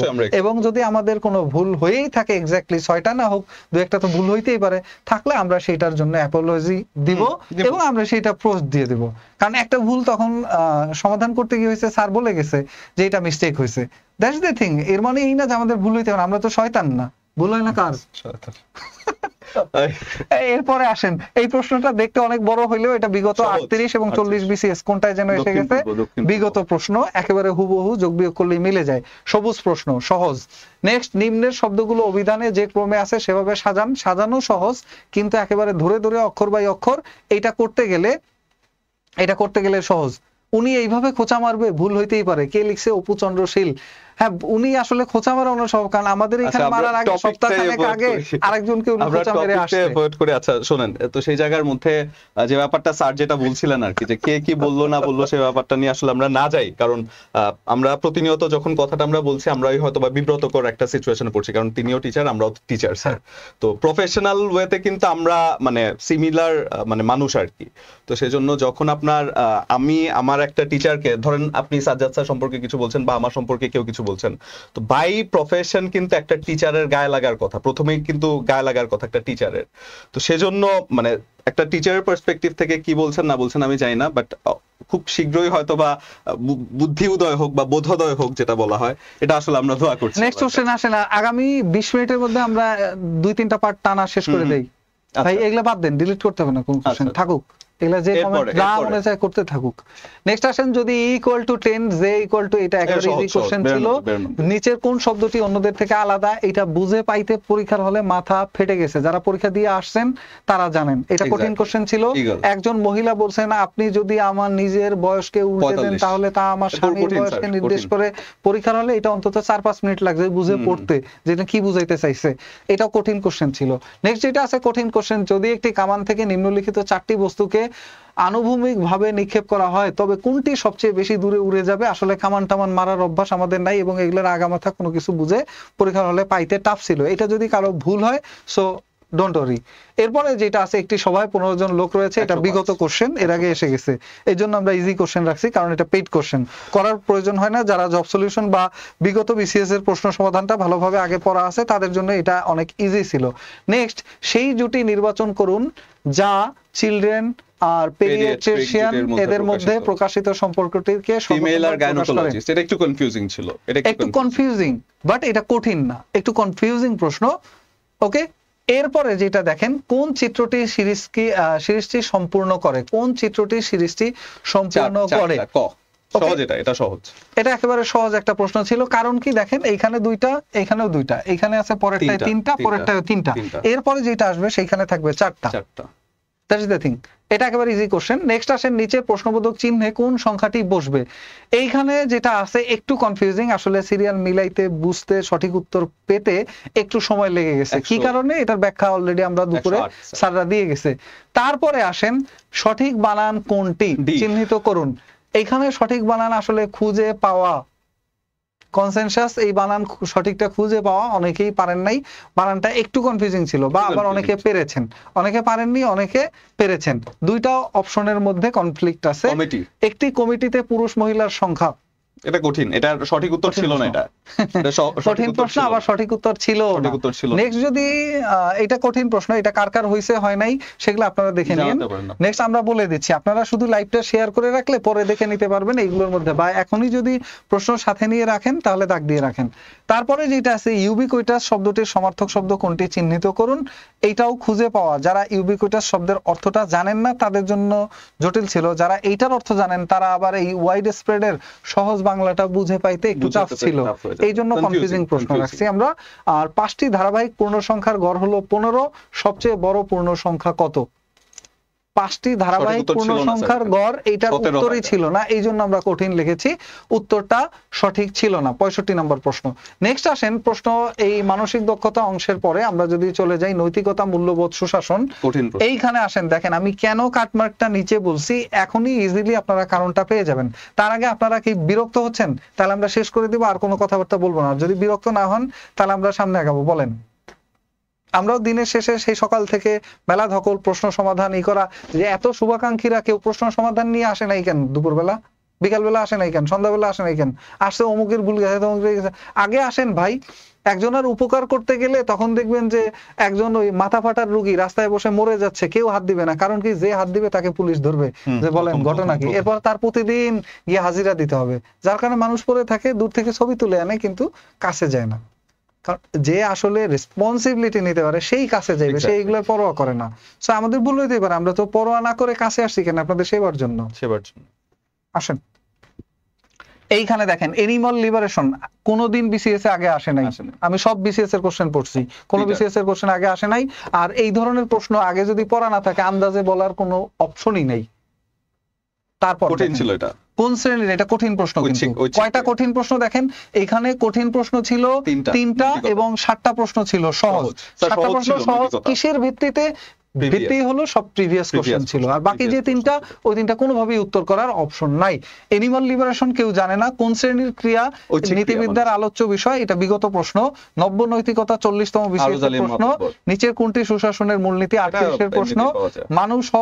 মানুষ হও এবং মরে বাঁচে না বাঁচো কি জানো, এগুলা আগে কোনোদিন আসেও নাই, কঠিন প্রশ্ন, না দেখলেই সেটাই কঠিন। নেক্সট আসেন, এরপরে যেটা আছে, জাতীয় শুদ্ধাচার কৌশল, গতবারও এসে গেছে, এটা বিগত প্রশ্ন। দর্শন হচ্ছে ধর্ম ও বিজ্ঞানের, এটা কঠিন প্রশ্ন, যে আগে পড়ে নাই সে জানে না। That is the thing. সুশাসন 4টি স্তম্ভের উপর নির্ভরশীল, বিগত প্রশ্নে অনেকবার এসে গেছে। স্মার্ট বাংলাদেশের ভিত্তি যে না জানে সে তো বিসিএস এ কিছুই জানে না, কারণ স্মার্ট বাংলাদেশ সবচেয়ে আলোচিত এখন ইস্যু। রিপাবলিক গ্রন্থের রচয়িতাকে প্লেটো, এটা একেবারে অনেকবার আমরা পড়াইছি বিভিন্ন ক্লাসেও, এবং এটা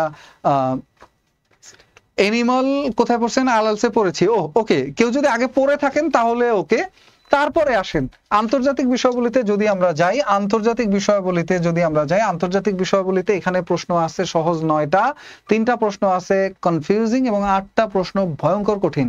ইভেন আমি একেবারে গ্যারান্টি দিয়ে বলতে পারি ইন্টারন্যাশনাল অ্যাফেয়ার্স এর 3-4টা কোশ্চেন এমন ছিল কোনো টিচার, এই মার্কেটের কোনো টিচারই এটার উত্তর বলতে পারবে না।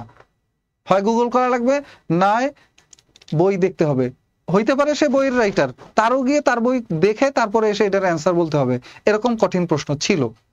এবং যারা এখন বলে যে কাটমার্ক উঠবে 120, 125, 130, আমি বলবো সে তাহলে এটার যুক্তি দেখা কেন উঠবে। আমি তো আপনাদেরকে অ্যানালাইসিস করেই বলছি। নেক্সট আসেন, এখানে দেখেন কোন দিনটি বিশ্ব শরণার্থী দিবস, এটা কোনো কিছু পারার নাই, সহজ প্রশ্ন। শরণার্থী এখন বিশ্বের সবচেয়ে আলোচিত বিষয়, একটা হলো পরিবেশের কারণে আর একটা হলো কিসের কারণে, যুদ্ধ বিগ্রহের কারণে। জাতিসংঘ মাদক ও অপরাধ সংক্রান্ত সংস্থা ইউএনওডিসি, সত্য কথা বললে তো কিছু হবে না ভাই, আমি নিজে ওইটার নাম শুনি নাই। এখন যদি বলেন স্যার শোনেন নাই কেন, আপনি বিশেষ কালে রয়েছেন, আপনি ওইটার নাম শোনেন নাই। আর যদি আমি বলতাম যে আরে এটা তো আমি পারি, আমি আগেই দেখছি অন্য জায়গায়, আমি পড়ছি, সহজ প্রশ্ন ছিল, লাভ আছে? আমি এটা পারি নাই, সহজ কথা, অনেক কঠিন প্রশ্ন ছিল ইউএনওডিসি। কারণ এইটার নাম আসলে ইউজুয়ালি আর কোনো পরীক্ষায় কখনো আমি দেখি নাই। এটার উত্তর দিয়ে দিয়েছি। এইখানে দেখেন এই প্রশ্নটা আমরা যেটা কনফিউজিং রাখছি, এটা আসলেই কনফিউজিং। বাংলাদেশ ভারত স্থল সীমান্ত সম্পর্কিত প্রোটোকল কত সালে স্বাক্ষরিত হয়? তো স্থল সীমান্ত চুক্তি, প্রোটোকল আর চুক্তি সবাই একই মনে করে, চুক্তি হিসেবে উত্তর দিয়ে আসছে, এবং চুক্তি হিসেবে উত্তর দিয়েছেন, উত্তর চুক্তি হিসেবে দিয়েছেন, বুঝতে পারছেন, উত্তর চুক্তি হিসেবে দিয়েছেন অনেকেই 1974। তবে এটার সঠিক উত্তর হলো 2011।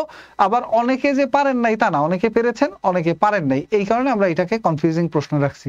যারা মূল কথাটা ধরতে পারছেন যে এইখানে প্রোটোকল চাইছে না চুক্তি চাইছে, মূল কথা যারা বুঝতে পারছেন তারা সঠিক উত্তর দিয়েছেন, যারা পারেন নাই তারা ভুল করছে। নেক্সট আসেন, আলেপ্পো শহরটি কোন দেশে? বিগত প্রশ্ন, বিগত 40 না 38 বিসিএস এ আসছিল। এরপরে সিরিয়ায় আলেপ্পো, এটা তো সবাই জানে। উন্নয়নশীল দেশসমূহের বৈশ্বিক জোট G77 এর বর্তমান সদস্য সংখ্যা। দেখেন বর্তমান সদস্য সংখ্যা ইউজুয়ালি আমরা সব প্রতিষ্ঠানের তা পড়েও যাইতে পারি না, আর পড়ে গেলেও তখন মনে ছিল না, এবং এইটা অনেকেই সাহস করে উত্তরও দেন নাই, অনেকে উত্তরও দেন নাই, যে যতই বাহাদুরি করেন না কেন। আমি জানি পরীক্ষা হলের সিচুয়েশন, শুরুতেই তো বলছি যে ছাদের উপর দিয়ে হাঁটার কথা। সো এইটা কঠিন প্রশ্ন ছিল। নেক্সটের প্রশ্ন দেখেন, 2030 সালের মধ্যে বিশ্বের দরিদ্র নারী, পুরুষ ও শিশুর সংখ্যা অর্ধেকে নামিয়ে আনতে হবে। এটা ভয়ঙ্কর কঠিন প্রশ্ন ছিল, কারণ 1 নম্বর গোলের আবার যেটা টার্গেট গুলো ছিল, এই টার্গেট গুলো স্পেসিফিক ভাবে কোনো স্যারই পড়ায় নাই।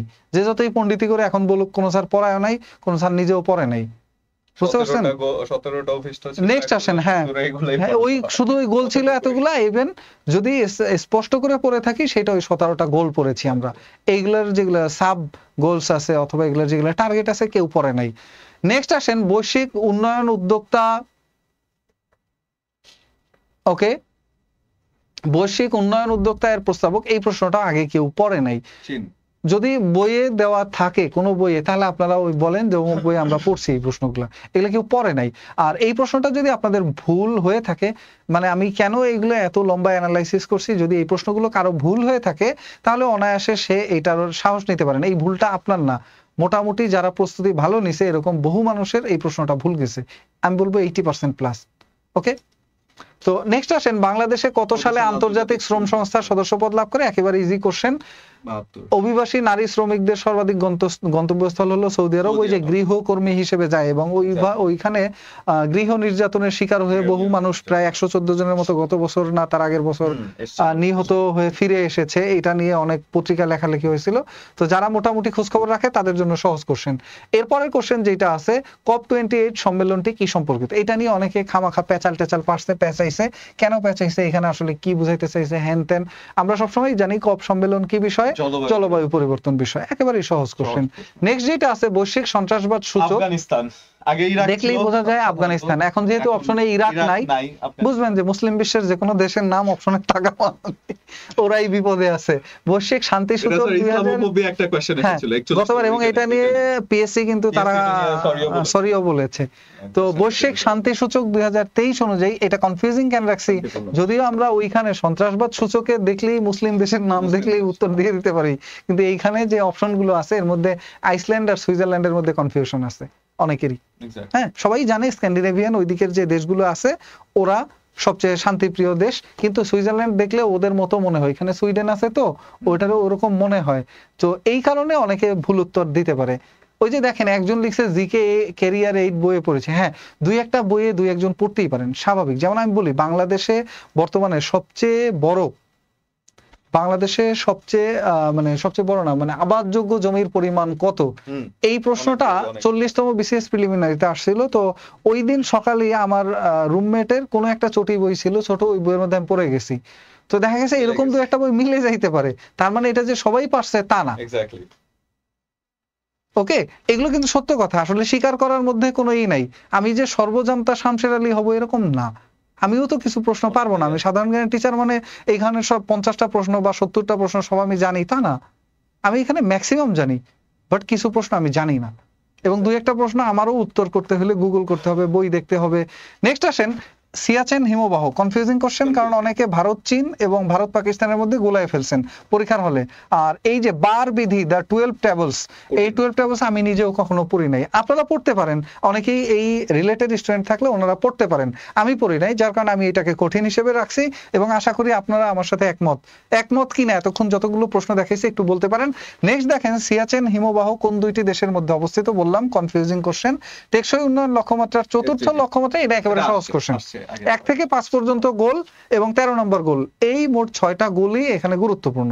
সো এটা অনেকবার এসেও গেছে। আচ্ছা, ভূগোল ও দুর্যোগ পরিবেশ, ভূগোলে এইখানে স্যার ভূগোল থেকে যদি আমরা বলি, সেখানে ভূগোলে দেখা যাচ্ছে যে এখানে দুটো প্রশ্ন ছিল একেবারে সহজ, ওই যে 7টি প্রশ্ন ছিল যেটাকে আমরা কনফিউজিং বলতে পারি, এবং একটি প্রশ্ন ছিল যেটা বেশ কঠিন ছিল, যেখানে প্রথম কোয়েশ্চেনটা ছিল কি হিলি স্থলবন্দরটি বাংলাদেশে কোথায় অবস্থিত।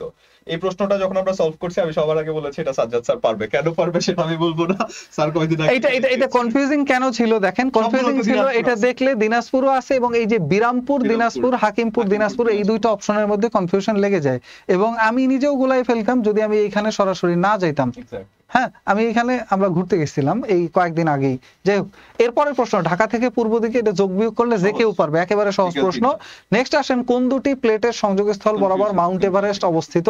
এই প্রশ্নটা আসলে কেউ আগে পড়ায় নাই, কেউ আগে পারে না, কিন্তু যাদের মাথায় কাজ করছে ইজিলি উত্তর করে আসতে পারছে, যাদের মাথায় কাজ করে নাই পারে নাই। কারণ হিমালয় পর্বতমালাটা কই, নেপালে আছে, ভারতে আছে, আর ওই মাথায় একটু অল্প আছে।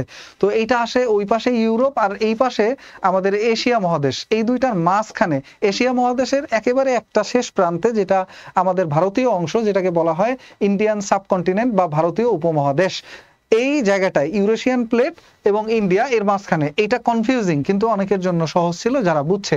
নেক্সট যেটা আছে উচ্চতা বৃদ্ধির সাথে ট্রোপোমণ্ডলে বায়ুর ক্রমহ্রাসমান তাপমাত্রা, এটা যারা ভূগোল বইটা ভালোভাবে পড়ছিলেন, টেক্সট বইটা, তারা খুব ভালোভাবে এটার উত্তর করতে পারছেন, কিন্তু যারা পড়েন নাই তারা এটা পারেন নাই। প্রশ্নটা অনেক কঠিন ছিল, সবার জন্য কোনোভাবেই সহজ প্রশ্ন ছিল না, ইভেন বাজারের কোনো গাইড বইয়ে নাই এই প্রশ্নটার সঠিক উত্তর, এটা আছে ভূগোল বইয়ে, একেবারে সরাসরি বইয়ের মধ্যে আছে। নেক্সট কোশ্চেন যেটা আছে নিরক্ষীয় তল থেকে উত্তর মেরুর কৌণিক দূরত্ব, বিগত একটা পরীক্ষা আসছিল কিন্তু বিসিএস এ কখনো এর আগে আসে নাই। সো এই কারণে আমরা এটা কনফিউজিং দিছি, কারণ যারা আগের অন্য চাকরির পরীক্ষায় দেখে পড়ছেন তারা উত্তর করতে পারছেন, আর যারা বিগত বিসিএস এর প্রশ্ন পড়ছেন তারা পান নাই, সেই কারণে এটা একটা কনফিউজিং প্রশ্ন। এবং মোটামুটি মিলাইলে এটার স্যার দুইটা উত্তর বের হয়, যে যেইভাবে চিন্তা করছে। এটা তো পৃথিবী, আর মাঝখানের রেখাটা তো নিরক্ষরেখা, এই নিরক্ষীয় তল থেকে এই মাথাটা, এটা এখানে বলছে হলো উত্তর মেরুর কৌণিক দূরত্ব কত, এটা তো উত্তর মেরু। এখন কৌণিক দূরত্ব বলতে এখানে কোণের দূরত্ব, এই কোণের দূরত্বটা বুঝতে চাইছে, না বুঝে অনেকে এইখান থেকে এইখানে মানে 180 ডিগ্রি 180 ডিগ্রি দিয়ে দিছে। হ্যাঁ, আর এইখানে কৌণিক দূরত্ব বলতে কোণ সৃষ্টি হয় কত ডিগ্রি, এইটা বুঝাইতে চাইছে। তো যারা বুঝছে তারা উত্তর করতে পারছে, যারা বোঝে নাই তারা উত্তর করতে পারে নাই। প্রশ্নটা আসলে সহজও অনেক ক্ষেত্রে, আবার অনেক ক্ষেত্রে কঠিনও, এই কারণে আমরা এটাকে কনফিউজিং নিছি, একেবারে সহজও বলি নাই, একেবারে কঠিনও বলি নাই। এটা একেবারে সহজ প্রশ্ন। COP28 এর মূল ফোকাস কি ছিল? মূল ফোকাসটা কি ছিল? যারা মোটামুটি পেপার পত্রিকা পড়ছেন তারা জানেন। আমি স্যার নিচে এটা ওই যে নিউজ এটা প্রেজেন্টেশন করি না তো হ্যাঁ, এটা পড়েছি। এটার কনফিউশন যেটা ছিল, কনফিউশনের ব্যাপারটা কি ছিল দেখেন। কনফিউশনের ব্যাপারটা হলো এইখানে যে আপনার জলবায়ু বিষয় আছে, আবার জীবাশ্ম জ্বালানি আছে, কিন্তু এখানে কনফিউজ হওয়ার কোনো কারণ নাই, কারণ এখানে একটা অপশনই দেওয়া আছে, আর কোনো অপশনগুলো আলাদা ওরকম আলোচনায় নেই বর্তমানে। জাপানিজ শব্দ সুনামি, এটা কনফিউজিং কোশ্চেন কেন? অনেকে উত্তর দিয়ে আসছেন সামুদ্রিক ঢেউ, এবং উত্তরটা ভুল, গোল্লা, কারণ এটার সঠিক অর্থ হলো পোতাশ্রয়ের ঢেউ। নেক্সট যদি দেখেন বৈশ্বিক উষ্ণায়নের জন্য ঝুঁকিপূর্ণ নয় কোনটি, এই ধরনের প্রশ্ন বরাবরই কনফিউজিং। গতবারও এই প্রশ্নগুলো নিয়ে বাজারে অনেক ধরনের আছে। তাহলে এইখানে দেখেন বৈশ্বিক উষ্ণায়নের জন্য ঝুঁকিপূর্ণ নয় কোনটি, সঠিক উত্তর হলো ভূমিকম্প। অর্থাৎ ভূমিকম্পের সাথে গ্লোবাল ওয়ার্মিং এর সম্পর্ক নাই। পৃথিবী গরম হলে বৃষ্টি কমে যাবে, মরুকরণ হবে, আবার মাঝে মাঝে যখন বর্ষাকালে এমন বৃষ্টি হবে বন্যা হয়ে যাবে, আবার ওইদিকে মেরু অঞ্চলের বরফ গলে সমুদ্রপৃষ্ঠের উচ্চতা বেড়ে যাবে। তারপরে যদি দেখেন বন্যা নিয়ন্ত্রণের সাধারণ ব্যবস্থাপনার অন্তর্ভুক্ত নয় কোনটি, এটা অনেকে অনেক উত্তর দিছে, এটা আসলে বই পুস্তকে ওরকম ভাবে লেখা নাই। এই উত্তরটা স্যার আমি মনে করেন যে আমি বললাম ডি, এখন আমি বললাম যে ডি ওই পাশে আছে, এখন আপনি ধরেন সি দিলেন, আমি বললাম যে এটা কে কিসের ভিত্তিতে দিচ্ছে, কিসের ভিত্তিতে দিচ্ছে, এটা লজিক, পুরোটাই লজিক। এইখানে দেখেন আমরা এইটার লজিকটা ওই বিকেলের ইসে এটা বিস্তারিত ব্যাখ্যা আছে, দেখে আসেন। এইটার ব্যাপারটা আমি বলছিলাম যে এখানে বন্যা নিয়ন্ত্রণের সাধারণ ব্যবস্থাপনার ইংরেজি তো আপনারা সবাই জানেন। বন্যা নিয়ন্ত্রণের যে ব্যাপারটা MANAGEMENT, ম্যানেজমেন্ট। তো ম্যানেজমেন্ট কাকে বলে? কোনো বিষয়ের ব্যবস্থাপনা করা কি, যে বন্যা আসতেছে, বন্যার জন্য আমরা সবকিছু রেডি রাখবো, এটাকে বলে ব্যবস্থাপনা। মানে মেহমান আসতেছে, ওর জন্য আমি নাস্তা বানায় রাখবো, কাপড় ধুয়ে রাখবো, সব সাজায় রাখবো, বাসায় নতুন বিছানার চাদর লাসবো, টেবিলগুলো সব একেবারে মুছে ধুয়ে ফকফকা রাখবো, এটাকে বলা হয় ব্যবস্থাপনা। ও আসতেছে, ওর জন্য আমি সব গুছায় রাখছি।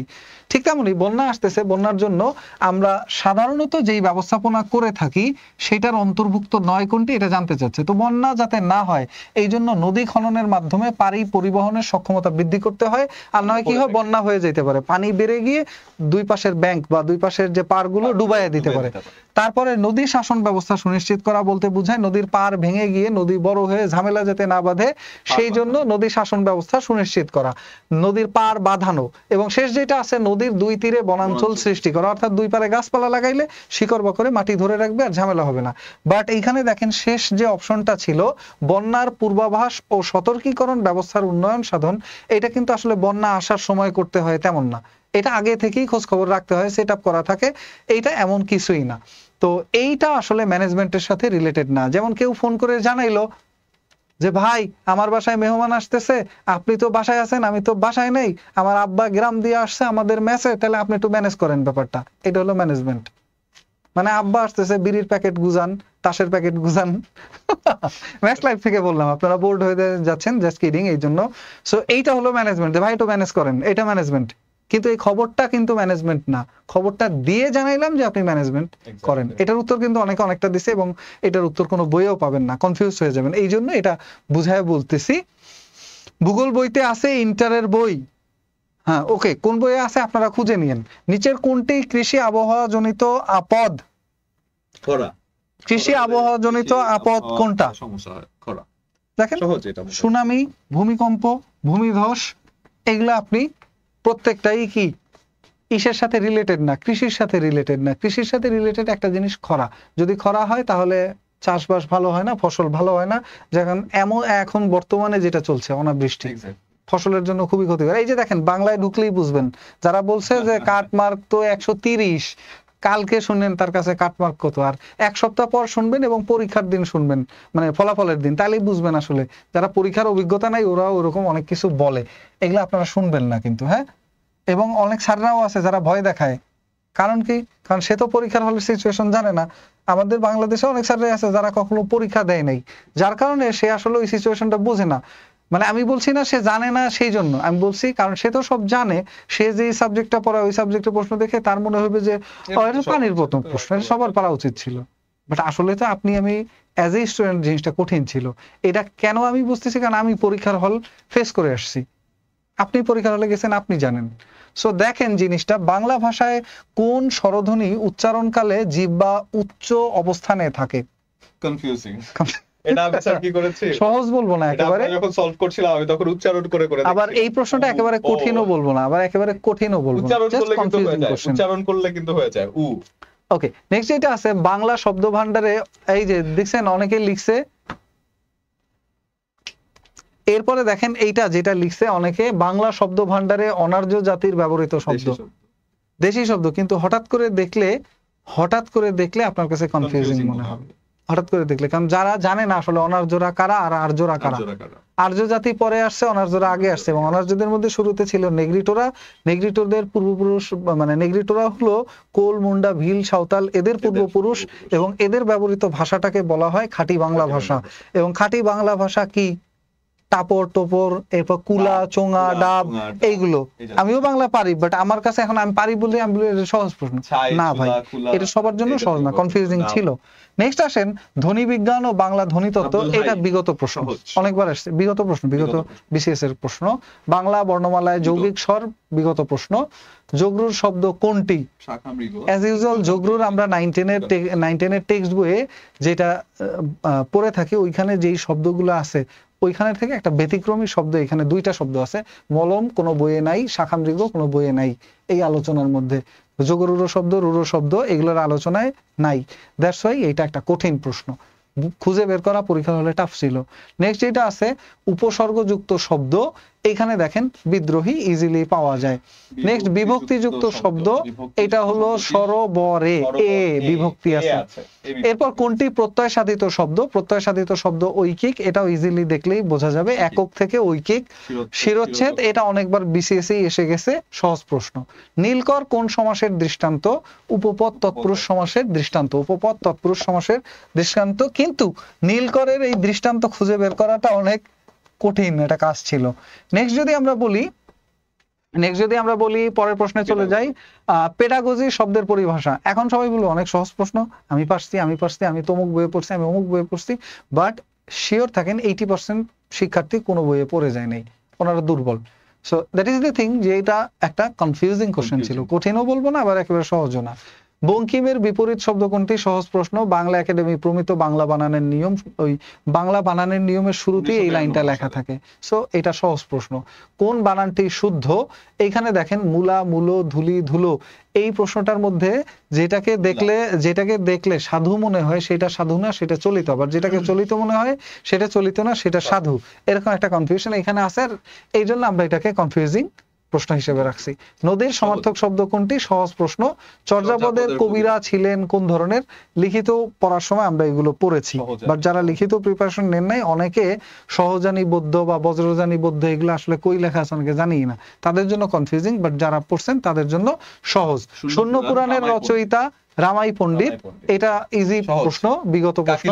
কাকিল্লা গ্রামও সহজ প্রশ্ন। যেসবে বঙ্গেতে জন্মে আব্দুল হাকিম, অনেকবার বিসিএস এ এই প্রশ্ন এর আগেও এসে গেছে, নূরনামা। তারপরে যদি আমরা পরের প্রশ্নে যাই, আলাওল কোন শতাব্দীর কবি? এটা কনফিউজিং প্রশ্ন, যদিও বিগত সালের প্রশ্ন, কিন্তু তারপরও অনেক সময় এলোমেলো হয়ে যায়, আলাওল কোন সময়কার কবি। তারপরের প্রশ্নে যদি আমরা চলে যাই, কোন বাংলা গানকে ইউনেস্কো হেরিটেজ অফ হিউম্যানিটি? এটা সহজ প্রশ্ন, অনেকবার আসছে, বাউল গান। চণ্ডীচরণ মুন্সিকে, এটাও বিগত প্রশ্ন। রত্ন পরীক্ষা, এই গ্রন্থ অনেকবার এসে গেছে। অর্থাৎ আপনার ফোর্ট উইলিয়াম কলেজের সাথে রিলেটেড যারা বিখ্যাত ব্যক্তিবর্গ ছিলেন ওনাদের নিয়ে প্রশ্ন অনেকবার এসেছে। এরপরে সজল স্যার কিছু সলভ করুক, সজল স্যারকেও একটু শুনি, স্যার একটু প্লিজ, আসলে আমি ভুলেই গেছি, অসংখ্য ধন্যবাদ। আমরা টিচাররা সাধারণত এক সাইড থেকে শুরু করলে আমাদের একটু খেয়ালটা কমই থাকে, যে আমরা মানে প্রিপেয়ার করে থাকি না, তো সেজন্য হয়তো আমরা খেয়াল ছিল না আমাদের। আচ্ছা, এরপরে যদি যাই, যে এইটা আপনারা দিছি বানান করে পড়ার জন্য, দেখেছেন, তো হচ্ছে ভীষ্মদেব খোষ্ণবিশ, একসাথে পড়েন তো স্যার, কৃষ্ণদেব খোষ্ণবিশ, আবার পরে কৃষ্ণদেব খোষ্ণবিশ বঙ্কিমচন্দ্র চট্টোপাধ্যায়ের কোন গ্রন্থে? বুঝতে পারছেন ব্যাপারটা? ক্ষেত্রে এটা হয়ে যাচ্ছে কি কমলাকান্ত। পারা তো অনেক পরের কথা, অনেক কঠিন কোশ্চেন, জীবনে এটা শুনে নেই। দীনবন্ধু মিত্র নীল দর্পণ, এটা আপনারা জানেন, মাইকেল মধুসূদন দত্ত। সহজ ছিল। রঞ্জন চরিত্রটি রবীন্দ্রনাথ ঠাকুরের কোনটা? এটা কঠিন। আসলে এখন যে বাংলায় পড়ে সে যদি বলে এটা তো সহজ কোশ্চেন ছিল, তার জন্য তো সহজই, যিনি বিজ্ঞানে পড়ছেন, যিনি ব্যবসায় শিক্ষা নিয়ে পড়ছেন, তার জন্য এটা কেমনে জানবে সেই লোকটা, বলেন তো। যেগুলো আমরা কঠিন ধরছি এগুলো আসলেই কঠিন ছিল কিনা একটু বলেন তো। তৈল প্রবন্ধটি, এটা কিন্তু কনফিউজিং। তৈল প্রবন্ধটি হরপ্রসাদ শাস্ত্রী লিখেছেন। সজল স্যারের মাইক্রোফোন অফ।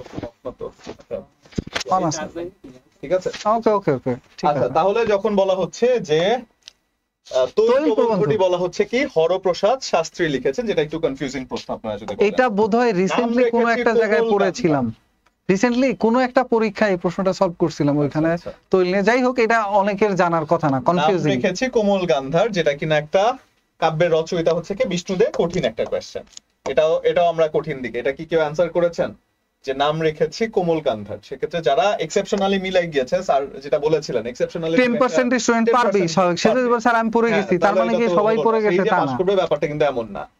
এরপরে যদি আমি বলি ওমর রমজানের ওই রোজা শেষে সহজ একটা প্রশ্ন, কাজী নজরুল। কাজী নজরুলের সবাই জানে, দুই একজন যদি না জানে তাহলে তার আসলে ব্যর্থতা। তারপর শামসুর রহমান রচিত অদ্ভুত আধার এক, এটা আমরা জানি। অদ্ভুত আধার এক লিখেছেন কে? শামসুর রহমান। সেলিম আল দিনের নাটকে অনুষ্ঠিত শিল্প তত্ত্ব দেখেছেন? এটা কিন্তু সহজ না, এই কোশ্চেনটা একটু কঠিন ছিল। সজল স্যারের কথা ক্লিয়ারলি আসছে না। আচ্ছা আমাকে আরেকটা পয়েন্ট।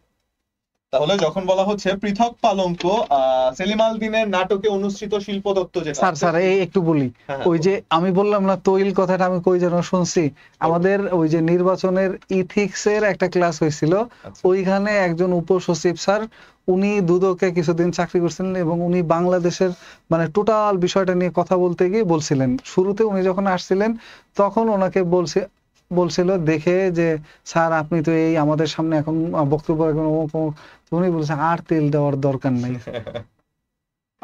যাহা পানি নয় তাহাই তৈল। আচ্ছা এক্স্যাক্টলি। তাহলে এইটা কিন্তু পড়ার মতো একটা জিনিস, সার্চ দিয়ে একটু আপনারা পড়ে নেবেন তৈল, তাহলে বুঝবেন জিনিসটা কি, তৈল প্রবন্ধটাই কি আছে। ওই দিন আমি ঢুকে দেখছিলাম তৈল প্রবন্ধ। সেলিম আল দিনের নাটকে অনুষ্ঠিত শিল্প তত্ত্ব হচ্ছে কি দ্বৈতবাদ, যেটা কিনা পড়তেও কষ্ট হচ্ছে, আমরা এটা সহজ ধরতে পারি না। পৃথক পালঙ্ক কাব্যগ্রন্থের কবিকে, যেটা কিনা আবুল হাসান। সহজ প্রশ্ন কিন্তু বলা যায় না। কোন গল্পকারের গল্পে ম্যাজিক রিয়েলিজমের প্রতিফলন ঘটেছে? কখনোই সহজ এটাকে বলা যায় না। তাহলে এটা কি? শহীদুল জহির, যেটা কিনা একটা কঠিন কোয়েশ্চেন। মানে 21 মানে মাথা নত না করা, পংক্তিটির রচয়িতাকে, এটা আমরা সহজ বলতে পারি না। পংক্তিটির রচয়িতা হচ্ছে আবুল ফজল। আরে এটা কেউই পারে না, আমিও পারি না। এটা খুব সহজ না। বাংলাদেশ বিষয় বলি, স্যারকে তো মিস করছি আমি। আসেন স্যার, আপনার টপিক আপনি শুরু করুন। এখান থেকে তো আমি জাস্ট কালার গুলো দেখাই যে আপনারা দেখে নিন। এরপরে কিন্তু আমি জাস্ট আরো অ্যানালাইসিস বাকি আছে।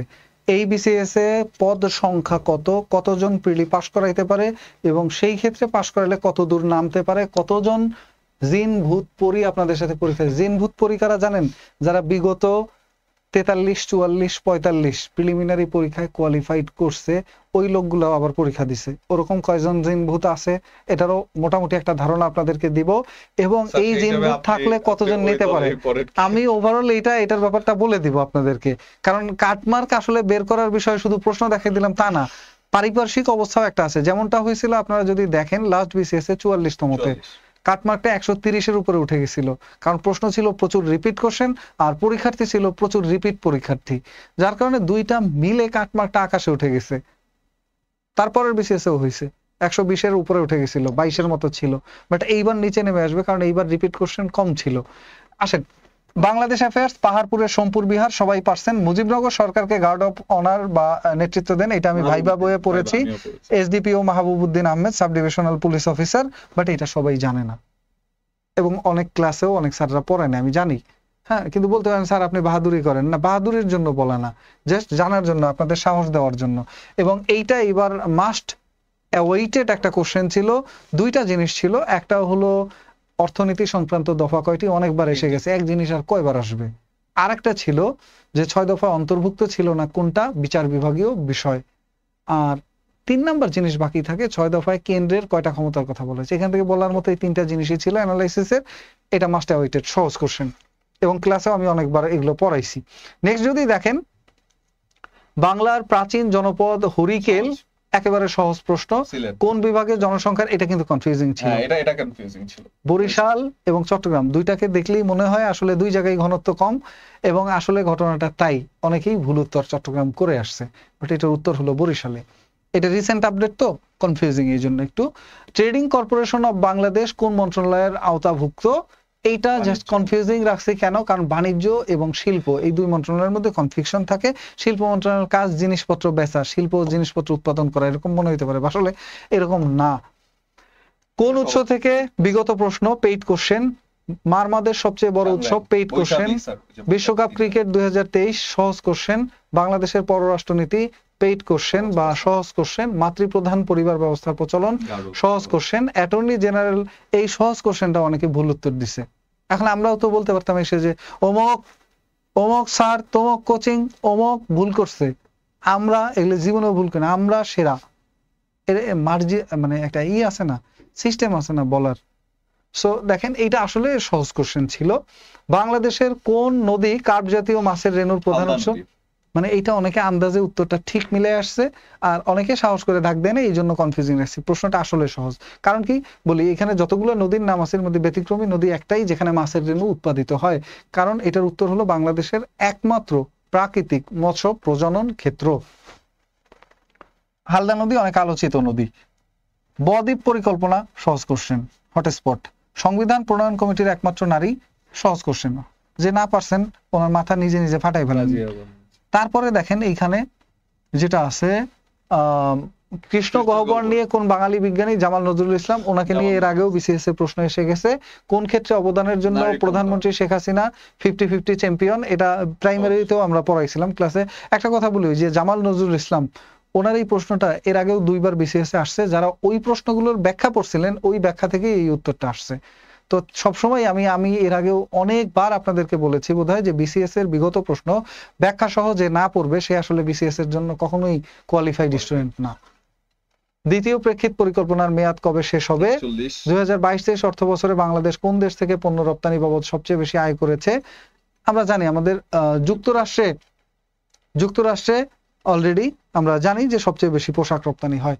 নবীনতম নদী, কঠিন দেখালেও প্রশ্ন সহজ, কারণ পদ্মা, যমুনা, মেঘনা এগুলো পুরাতন নদী, আর এই নদীটা নতুন নাম শুনলাম আমি, আপনি হয়তোবা সবাই। মুজিব একটি জাতির রূপকার, চলচ্চিত্রের পরিচালক, সবাই জানে।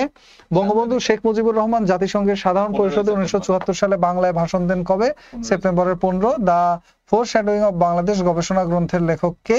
হারুনুর রশিদ। দেখেন লাল কালি দিয়ে রাখছি, কঠিন প্রশ্ন। আমি জীবনেও পড়ি নাই, আপনারা পড়তে পারেন, হয়তোবা অনেকে জ্ঞানী আছেন যারা পড়ছেন, আমি পড়ি নাই। বাংলাদেশের প্রথম রাষ্ট্রপতি কে? অনেক কঠিন প্রশ্ন, কিন্তু কালি দেখছেন তো, সবুজ কালি। দ্বাদশ জাতীয় সংসদ নির্বাচনে ভোটার উপস্থিতির হার কত শতাংশ? এটা নিয়ে আমরা দুপুরেই কথা বলছি, কথা এখন আর বলবো না, বাট প্রশ্নটা কঠিন ছিল, সবার জন্য জানার কথা না। নেক্সট দেখেন, বাংলাদেশের সংবিধানের কত নম্বর অনুচ্ছেদ অনুযায়ী রাষ্ট্রপতি প্রধান বিচারপতি নিয়োগ দিয়ে থাকেন? 95। ওকে, সহজ প্রশ্ন, একটু কঠিন প্রশ্ন। 95-96 কনফিউশন আছে, একটু কঠিন। 95 আর 96 একটাই মেয়াদ আছে, একটাই নিয়োগের কথা বলা আছে। 54 সালের নির্বাচনে যুক্ত ফ্রন্ট, এটা হলো আপনার একেবারে সহজ কোশ্চেন ছিল। সর্বাধিক জনশক্তি রপ্তানি করে কোন দেশে? সহজ কোশ্চেন, কিন্তু কঠিন বানাই ফেলছে কিছু মানুষ, মালয়েশিয়া এবং সংযুক্ত আরব আমিরাত, যেহেতু এর আগে মাঝখানে একবার ছিল, এই দুইটার কারণে কনফিউশন বানিয়ে ফেলছে। এই জন্য আমরা এটাকে কনফিউজিং প্রশ্ন হিসেবে রেখেছি। কতজন নারী 2023 সালে বেগম রোকেয়া পদক পেয়েছেন? কনফিউজিং প্রশ্ন, 3 আর 5 এর মধ্যে, অথবা 4 আর 5 এর মধ্যে। So that is the thing. আর এরপরে যেটা আছে, বাংলাদেশের প্রথম ওয়ানডে এবং টেস্ট সিরিজ জয় করে কোন দেশের বিপক্ষে? উত্তর হলো জিম্বাবুয়ে। এরপরে দেখেন সাধারণ বিজ্ঞান অংশে এবার আরো মজা পাবেন, এইখানে টুইস্ট গুলা দেখেন, খেলাটা কি হয়েছে। এইখানে 7টা প্রশ্ন ছিল একেবারে ইজি, ওইটা দেখে সবাই মনে করছে বিজ্ঞান প্রশ্ন সহজ হয়েছে, কিন্তু কনফিউজিং প্রশ্ন ছিল 3টা, আর 5টা প্রশ্ন একেবারে টাচ করার মতোই না। তাহলে ওই 5টা বাদ দিয়ে দিচ্ছেন। কনফিউজিং এর মধ্যে যদি 3টায় 2টা ভুল যায় তাহলে আরো 1 মার্ক কাটা যায়। তাহলে এই 5 আর 3 8 এর মধ্যে 1 মার্কও থাকে না, হাতে থাকে 7 মার্ক। তাহলে যদি 15 থেকে কেউ 7 পায়, এটা কি সহজ প্রশ্ন? বহু পণ্ডিতরা বলবে 120 এর উপরে কাটমার্ক গেছে, যাবে হ্যানতেন। এই যে দেখেন, নিচের কোনটি গ্রিন হাউস গ্যাস নয়? অনেকেই ভুল উত্তর দিয়ে আসছে, NO, নাইট্রিক অক্সাইড হবে, কিন্তু sir nitric oxide, nitrous oxide, কিন্তু N2O ওইটা হলো নাইট্রাস অক্সাইড, ওইটাও আছে। দেখলে আপাত দৃষ্টিতে মনে হয় যে তাহলে এগুলা না জলীয় বাষ্প হবে। অনেকে এটা সাইকোলজিক্যাল একটা গেম কিন্তু খেলো। নাইট্রিক অক্সাইড, জলীয় দ্রবণে পিএইচ এর সর্বোচ্চ মান কোনটি? সবাই পারবে। এই যে দেখেন, কোন অর্গানেলটি পর্দা দ্বারা আবেষ্টিত থাকে না? এটা অনেকে আগে পড়েন নাই, অনেক বইয়েও নেই, বুঝছেন? অনেক বইয়ে দেখবেন পরে এগুলো অ্যাড করে, বাজারে যে বইগুলো প্রচলিত আছে। অনেকে বলেন স্যার এটা আপনি পারেন না, এটা তো অমুক জায়গায় আমি পড়ছি। আপনি খোঁজ নেন এইখানে যারা আছে 90% স্টুডেন্ট জীবনেও পড়ে নাই।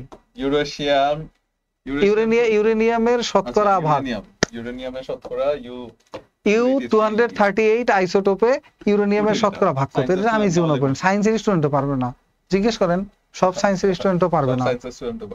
জীববিজ্ঞানে কি ধরনের তথ্য প্রযুক্তি ব্যবহার করে, সহজ প্রশ্ন, বায়ো ইনফরমেটিক্স দেখলেই বোঝা যাবে যে এইটা বায়ো শব্দের অর্থ জীবন, বায়োলজি, আর এইখানে আছে ইনফরমেটিক্স।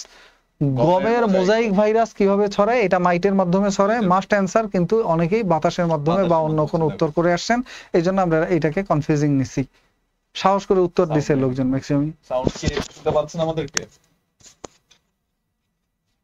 রিসার্চ টার্চ কিছু উঠে না,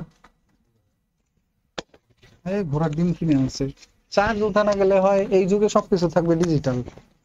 ওকে, নেক্সট আসেন। অ্যান্টিবডি তৈরি করে নিচের কোনটি? আমি পড়িনি আগে, আপনারা পড়তে পারেন, দেখেন কঠিন প্রশ্ন। তারপরে আসেন, এটা কঠিন প্রশ্ন, আর এই যেগুলো আমি কঠিন বলছি এগুলো যদি আপনি না পারেন, আপনি শিওর থাকেন, খুব বেশি ভয়ের কোনো কারণ নাই, কারণ এগুলো অনেকেই পারবে না, কারণ আপনিও তো পড়াশোনা করেই গেছেন, যে পড়ে যায় না তার কথা ভিন্ন। এটা বিগত প্রশ্ন, ইজিলি সবার পারার কথা, এবং 9-10 এর বইয়ের মধ্যেই আছে। নেক্সট আসেন, প্রকৃতিতে মৌলিক বল কয়টি? এটা কঠিন প্রশ্ন। মৌলিক বল আসলে আমরা যারা বিজ্ঞানে পড়েছি তারা ছাড়া অন্য কারো পারার কথা না, বুঝতে পারছেন?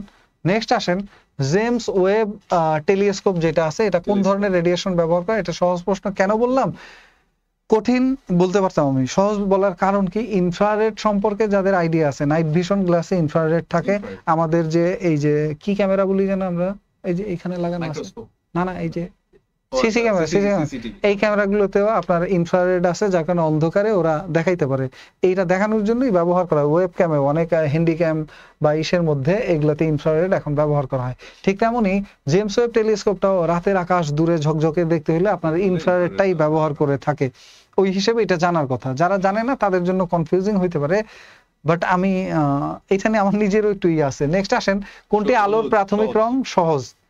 রক্ত জমাট বাঁধার জন্য প্রয়োজনীয় ভিটামিন? সহজ। এখন এই সহজ এরকম 4-5টা প্রশ্ন দেখে যদি বলেন যে একেবারেই সহজ কোশ্চেন, তাহলে বোকামি হবে এটা। নেক্সট আসেন, ফোটন শক্তি ই এর সমীকরণটি, দেখেন এইখানে এই ল্যামডার উচ্চারণ বা এই যে সাইনটা দেখে কমার্সের এবং আর্টসের যারা, ওনারা কান্দা ছাড়া কোনো উপায় নেই, ওনারা এই চিহ্ন উচ্চারণ করে পড়তেই পারবে না, বুঝতে পারছেন না? তারপরে আসেন, দ্বিপদ নামকরণের দ্বিতীয় নামটি নির্দেশ করে কে? এটা কনফিউজিং কোশ্চেন, অনেকে সাহস করে অ্যান্সার করে আসছেন প্রজাতি, অথবা অনেকে অ্যান্সার করে আসছেন বর্গ বা শ্রেণী, দুইটার যে কোনো একটা উত্তর করে আসছে সাহস করে অনেকেই, যে চেনা চেনা লাগে তবুও চেনা, বাট উত্তর করে ধরা খাইছে। আর এখানে দ্বিতীয় অংশের কথা জানতে চাইছে, একটা অংশে আছে গণ, একটা অংশে আছে প্রজাতি, তো প্রজাতি দ্বিতীয় অংশে আছে, সো এটাও একটু কনফিউজিং। ধাতব কার্বনেটের সাথে অ্যাসিডের বিক্রিয়ায় উৎপন্ন হয় কি? এটা আসলে কনফিউজিং প্রশ্ন, বাট সহজ হিসেবে নিছি কেন, কারণ যারা মূলত অ্যাসিডের বিক্রিয়া সম্পর্কে জানে, অ্যাসিডের বিক্রিয়া সবসময় লবণ এবং পানি উৎপন্ন হয়। এই দুইটা যদি অপশন হয় তাহলে তো সবগুলো এমনিতেই দেওয়া লাগে, কারণ এখানে বাকি থাকে কার্বন ডাই অক্সাইড।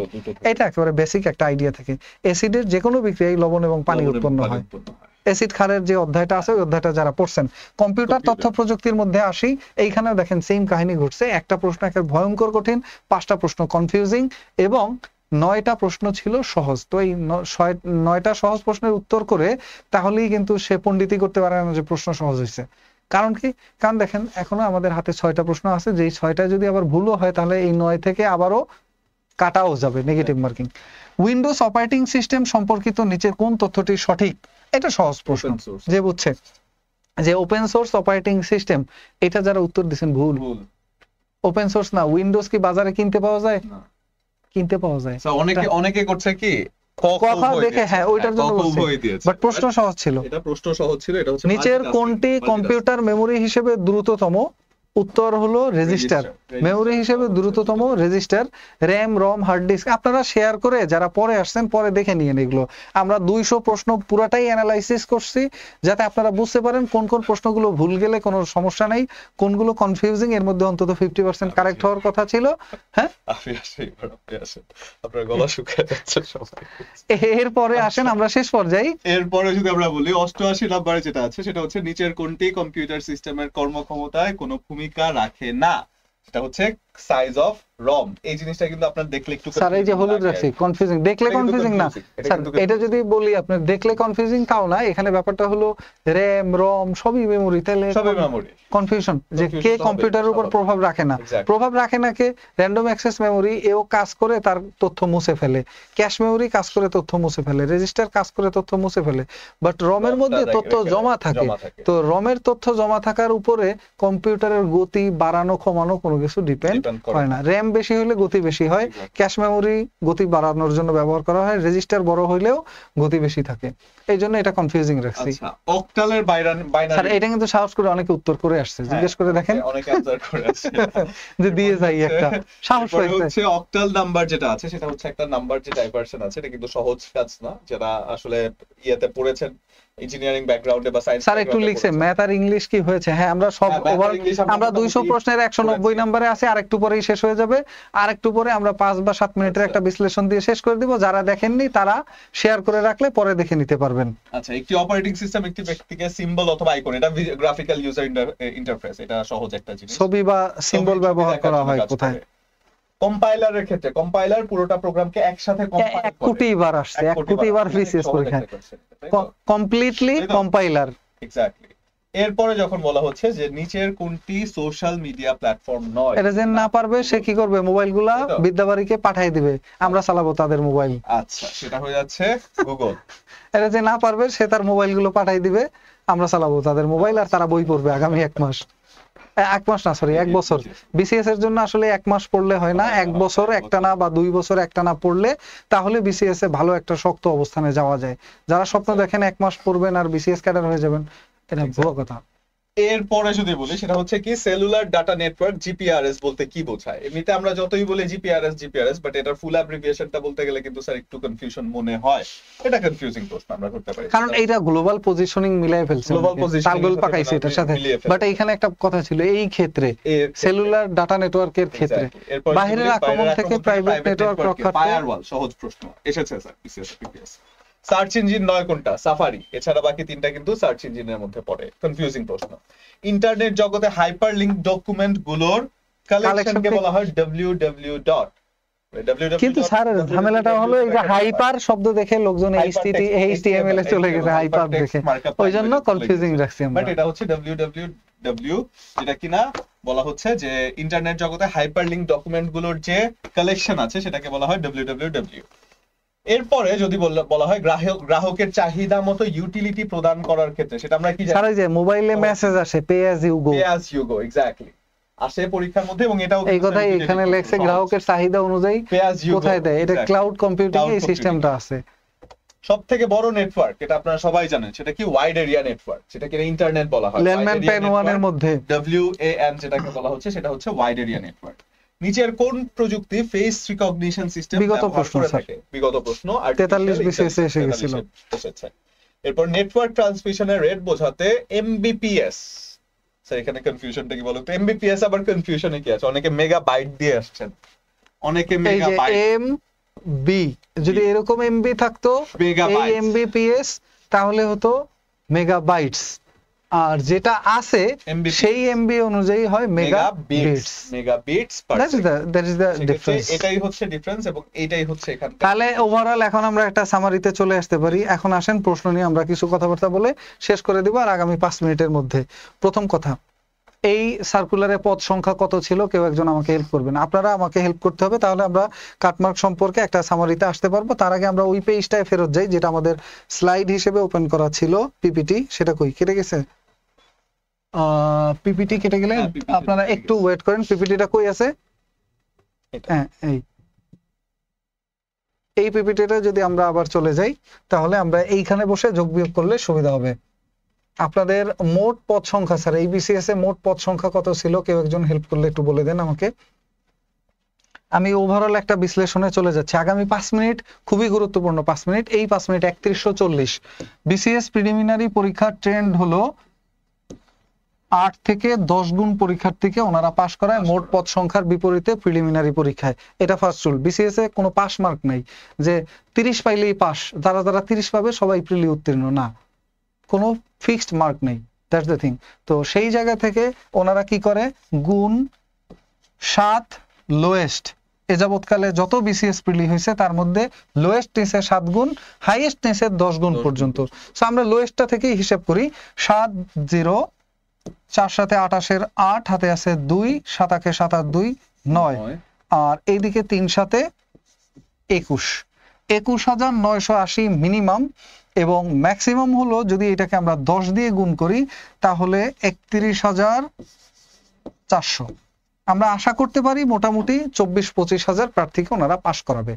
এখন এই 24-25 হাজার প্রার্থীর মধ্যে প্রথমে আমরা একজনের কথা বলছি, যেটা হলো জিনভূত। জিনভূত মানে যারা 43 44 45 সবগুলো বিসিএস দিছে এবং এবারও বসছে, তো ওরা বসা মানেই পাশ করা।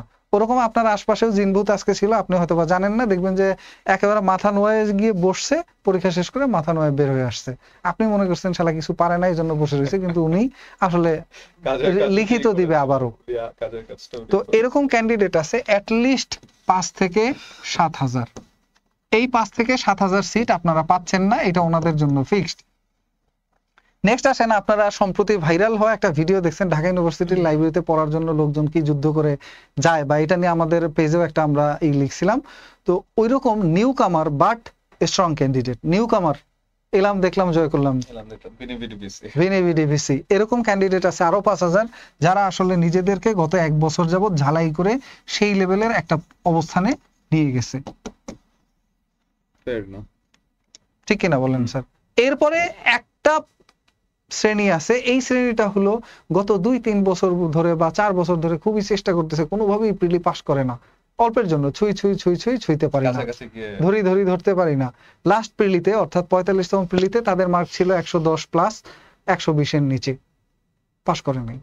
44তম বিসিএস এ তাদের মার্ক ছিল 120 প্লাস, কিন্তু 130 এর নিচে, পাস করে নাই। তো এই লোকগুলো আসলে প্রস্তুতি খুবই ভালো, কিন্তু অল্পের জন্য বারবার মিস করছে।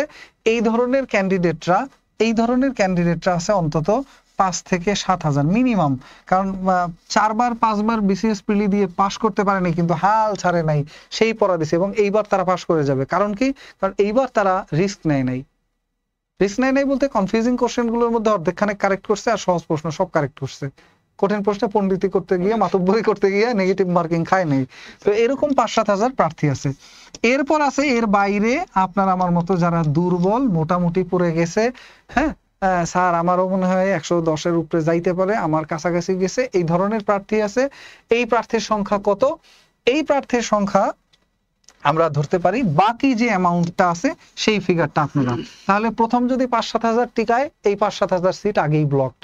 নেক্সট 5 হাজার seat newcomer, but first BCS এ ওরা ক্যাডার না হইলেও ভাইবা দিবে, এটা মাস্ট। ফার্স্ট বিসিএস এ ক্যাডার হইলে ফার্স্ট বিসিএস ই হইতে হয়। কেন Dhaka varsity, Chittagong university, BUET, medical এইখানকার ছেলে পেলে ফার্স্ট বিসিএস এ ক্যাডার হয়, এটা আসলে আমি নিজে ন্যাশনাল ইউনিভার্সিটি স্টুডেন্ট, আমি জানতাম না। আমাকে কেউ বিসিএস এর প্রস্তুতি নেওয়ার কথা মাস্টার্সের আগে বলে নাই, যে চাকরির একটা বাজার আছে, ওইখানে গিয়ে অনেক যুদ্ধ করতে হয়, মারামারি করতে হয়। যেখানে মানুষ পড়বে সেই সিটে বসার জন্য মারামারি করে, মানে মারামারি বলতে এক্স্যাক্টলি যুদ্ধ না, ওটা জাস্ট প্রতিযোগিতা চলে। সো সেই জায়গা থেকে আপনার বলতে পারেন, আরো একটা কথা স্যার বলে নিই, যারা 47 বিসিএস দিবেন, তার তো শুধু ক্যাডারের কথা বলছেন, এখানে ক্যাডার ছাড়াও যত বড় বড় পোস্ট আছে, এনএসএ এর সহকারী পরিচালক, দুদকের এডি, তারপরে আপনার ডিএডি, বাংলাদেশ ব্যাংকের সহকারী পরিচালক, ওই জায়গার মধ্যে কিন্তু বেশ কিছু এমন পজিশনও আছে যে জায়গার মধ্যে থেকে বাংলাদেশের যত পরিমাণে এআরওতে চলে আসে স্যার, ওই যে বাংলাদেশ ব্যাংকের এডি যেটা আমরা বলছিলাম, এগুলো সব ফার্স্ট বিসিএস এ লোকজন চলে আসে। পরিমাণ কিন্তু চাকরি ছেড়ে দিচ্ছে বিসিএস এর থেকে, একটা চাকরি পাওয়ার কারণে সে বিভিন্ন চাকরি থেকে সরে এসে বিসিএস এ জয়েন করছে। তো সেজন্য ক্যাডারি যে হতে হবে ব্যাপারটা এমন না, এখানে কিন্তু খুব ভালো ভালো চাকরি আছে, খুব ভালো ভালো চাকরি। ক্যাডারের থেকে নন ক্যাডার সেটা আলোচ্য বিষয় না। যদি কেউ 1 বছর পড়ার মতো পড়তে পারে নিউ কামারদের জন্য, তাহলে 47 তার ভেনিভিডিভিসি যারা চায় তাদের জন্য 47 কে টার্গেট করে আগামীকাল থেকেই শুরু করা উচিত প্রিলিমিনারি। যদি কেউ নতুন থাকে তার জন্য, যদি কেউ 3rd ইয়ারের মানে 4th ইয়ারের একেবারে শেষ প্রান্তে থাকে, দ্বার প্রান্তে, তার জন্য। কারণ বিসিএসই বাংলাদেশে একমাত্র পরীক্ষা যেখানে এপিএড দিয়ে আবেদন করা যায়। ওকে, যেখানে এপিআরডি আবেদন করা যায়, অর্থাৎ যেদিন করে সেই জানতামই না এত কষ্ট চাকরির বাজারে। আপনারা তো তাও এখন অনলাইনের কল্যাণে, এই বিভিন্ন কোচিং এর কল্যাণে, স্যারদের কল্যাণে জানছেন। আমাদের সময় এত বেশি অনলাইনও ছিল না, এত বেশি গাইডলাইনও কেউ দেয় নাই, এত স্পষ্ট করে সবকিছু দেখা যায় নাই। আমরা জানতাম খালি যে যারা পাবলিক ইউনিভার্সিটি পড়ে ওনারাই ক্যাডার হয়, অন্য জায়গায় যারা পড়ে এদের কোনো বেইলি নেই। বাট এখন এসে দেখছি যে না, আসলে এই মার্কেটটা সম্পূর্ণ ডিফারেন্ট। ওই যারা ক্যাডার হয় ওরা আসলে একটা ভালো এনভায়রনমেন্ট পায়, এক বছর নিজেকে একেবারে সেই লেভেলের ক্লাস করার জন্য আমরা কিভাবে বসে থাকতাম যে একজন ক্যাডার ক্লাস নিবে এসে, ওকে, এটা কিন্তু অনেক বড় একটা হাইপ জিনিস। সো এই যে ব্যাপারটা, বড় বড় ক্যাডারদের ক্লাস পাওয়া, আমরা ক্লাসের জন্য বসে থাকতাম, আর ওদের হলো রুমমেট এই সমস্ত ক্যাডাররা। এক্স্যাক্টলি। তো সেজন্য মানে এই যে একটা ইমোশন বা এই যে একটা অ্যাটাচমেন্ট, এটা কিন্তু অনেক দূর পর্যন্ত এগিয়ে। তো এবার আসেন কাটমার্কে তাহলে চলে যাই। 47 যারা 100 এর নিচে বা 105 এর নিচে আছেন, ওনারা 47 টার্গেট করে আবার শুরু করেন। আর এই যে 5-7 হাজার যারা বারবার প্রিলি দিয়ে ফেল করতেছেন, এবার তারা পাস করে যাবে ইনশাল্লাহ। 2-3 বার দিয়ে অধ্যাবসায়ের ফল হিসেবে পাস করবে। এরকম আপনারা যারা আছে তারা আবার নতুন করে প্রিলির প্রিপারেশনই নেন যদি 105 এর নিচে থাকে। আর 105 এর উপরে, 115 এর নিচে এরকম যারা আছেন তারা প্রিলি প্লাস রিটেন কম্বাইন্ড প্রিপারেশন নিতে থাকেন। আর 115 এর উপরে বা 20 এর উপরে যারা, তারা মাস্ট পাস করে যাবেন, নির্ভয়ে থাকেন। এখন আসেন 3-5-এ 15,000 আর এই 2-2,000 এক্সট্রা, 15 আর 2 17,000। এখন এই 17,000 পরে কাটমার্কটা ডিরেক্ট ফল করবে। যদি আমরা 25,000-এর কথা ধরি তখন কাটমার্কটা ফল করা শুরু করে। কারণ কি আমি বলি আপনাকে, এই 5-7 হাজার জিনভূত যারা আছে ওরা 130 প্লাস প্রত্যেকে ধরে রাখেন, ওদের নাম্বার এই রেঞ্জের মধ্যে আছে। এরপরের যে 5,000 নিউ কামার একেবারে নিজেকে বোম বানায় ফেলছে গত 1-1.5 বছরে, এদের ধরে রাখেন অন্তত 120 প্লাস নাম্বার আছে প্রত্যেকের, এর নিচে কারো নাম্বার নেই।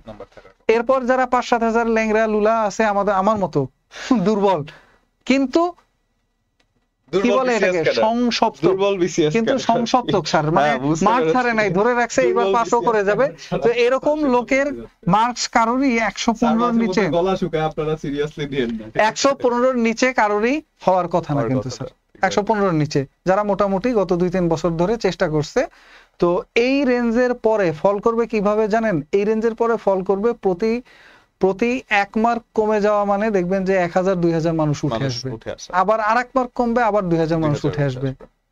আর এইখানে মার্কেট ডিফারেন্স হবে প্রতি 0.5-এ, এইখানে 0.5 এরও ডিফারেন্স হবে। আর নিচের দিকে হবে কি, প্রতি 1,000 মানুষ বেড়ে যাওয়া মানে কাটমার্ক 2-3 মার্ক নিচে নেমে আসা, আবার 1,000 বাড়া মানে আবার আরো কি বলে কাটমার্কস নিচে 2-3 মার্ক নিচে নেমে যাওয়া। তো এইভাবে নামতে থাকলে কাটমার্কস 110-এর কাছাকাছি রেঞ্জে আসলেও অবাক হওয়ার মতো কিছু হবে না।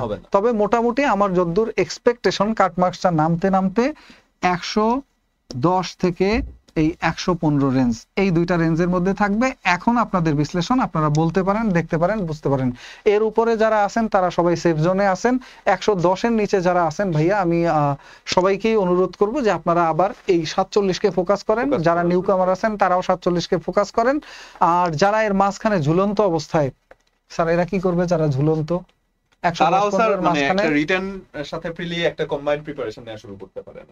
যেমন আসলে কোনটা, যেমন আমরা ধরেন যখন একটা জিনিস পড়ছি, বাংলা যখন পড়ছি, বাংলা সাহিত্য যখন পড়ছি, বাংলা সাহিত্যের যে 20 নাম্বার, ওই সাহিত্যের 20 নাম্বারই কিন্তু রিটেনের মধ্যে গিয়ে ওটাকে একটু ইলাবোরেটিভ ভাবে লিখতে হয়। যেমন 40তম বিসিএস এ বাংলায় লিখিত প্রশ্ন আসছিল শওকত ওসমানের মুক্তিযুদ্ধ ভিত্তিক 3টি উপন্যাসের নাম লিখুন, যেটা আপনার প্রিলিতে অবশ্যই প্রয়োজন হবে। প্রিলিতেও পড়তেছেন, এমন ভাবে পড়বেন মুখস্থ লিখতে পারেন, মুখস্থ যেন লিখতে পারেন, সেভাবে যদি পড়েন তাহলে রিটেনের সাথে সাথে প্রিলিরও একটা মানে প্রিপারেশন হয়ে যায়। তো সেটা কম্বাইন্ড যদি প্রিপারেশন এখন থেকে নেওয়া শুরু করেন, আপনার সময়টাও ইউটিলাইজ হচ্ছে এবং পাশাপাশি আপনি কখনো বসে থাকছেন না।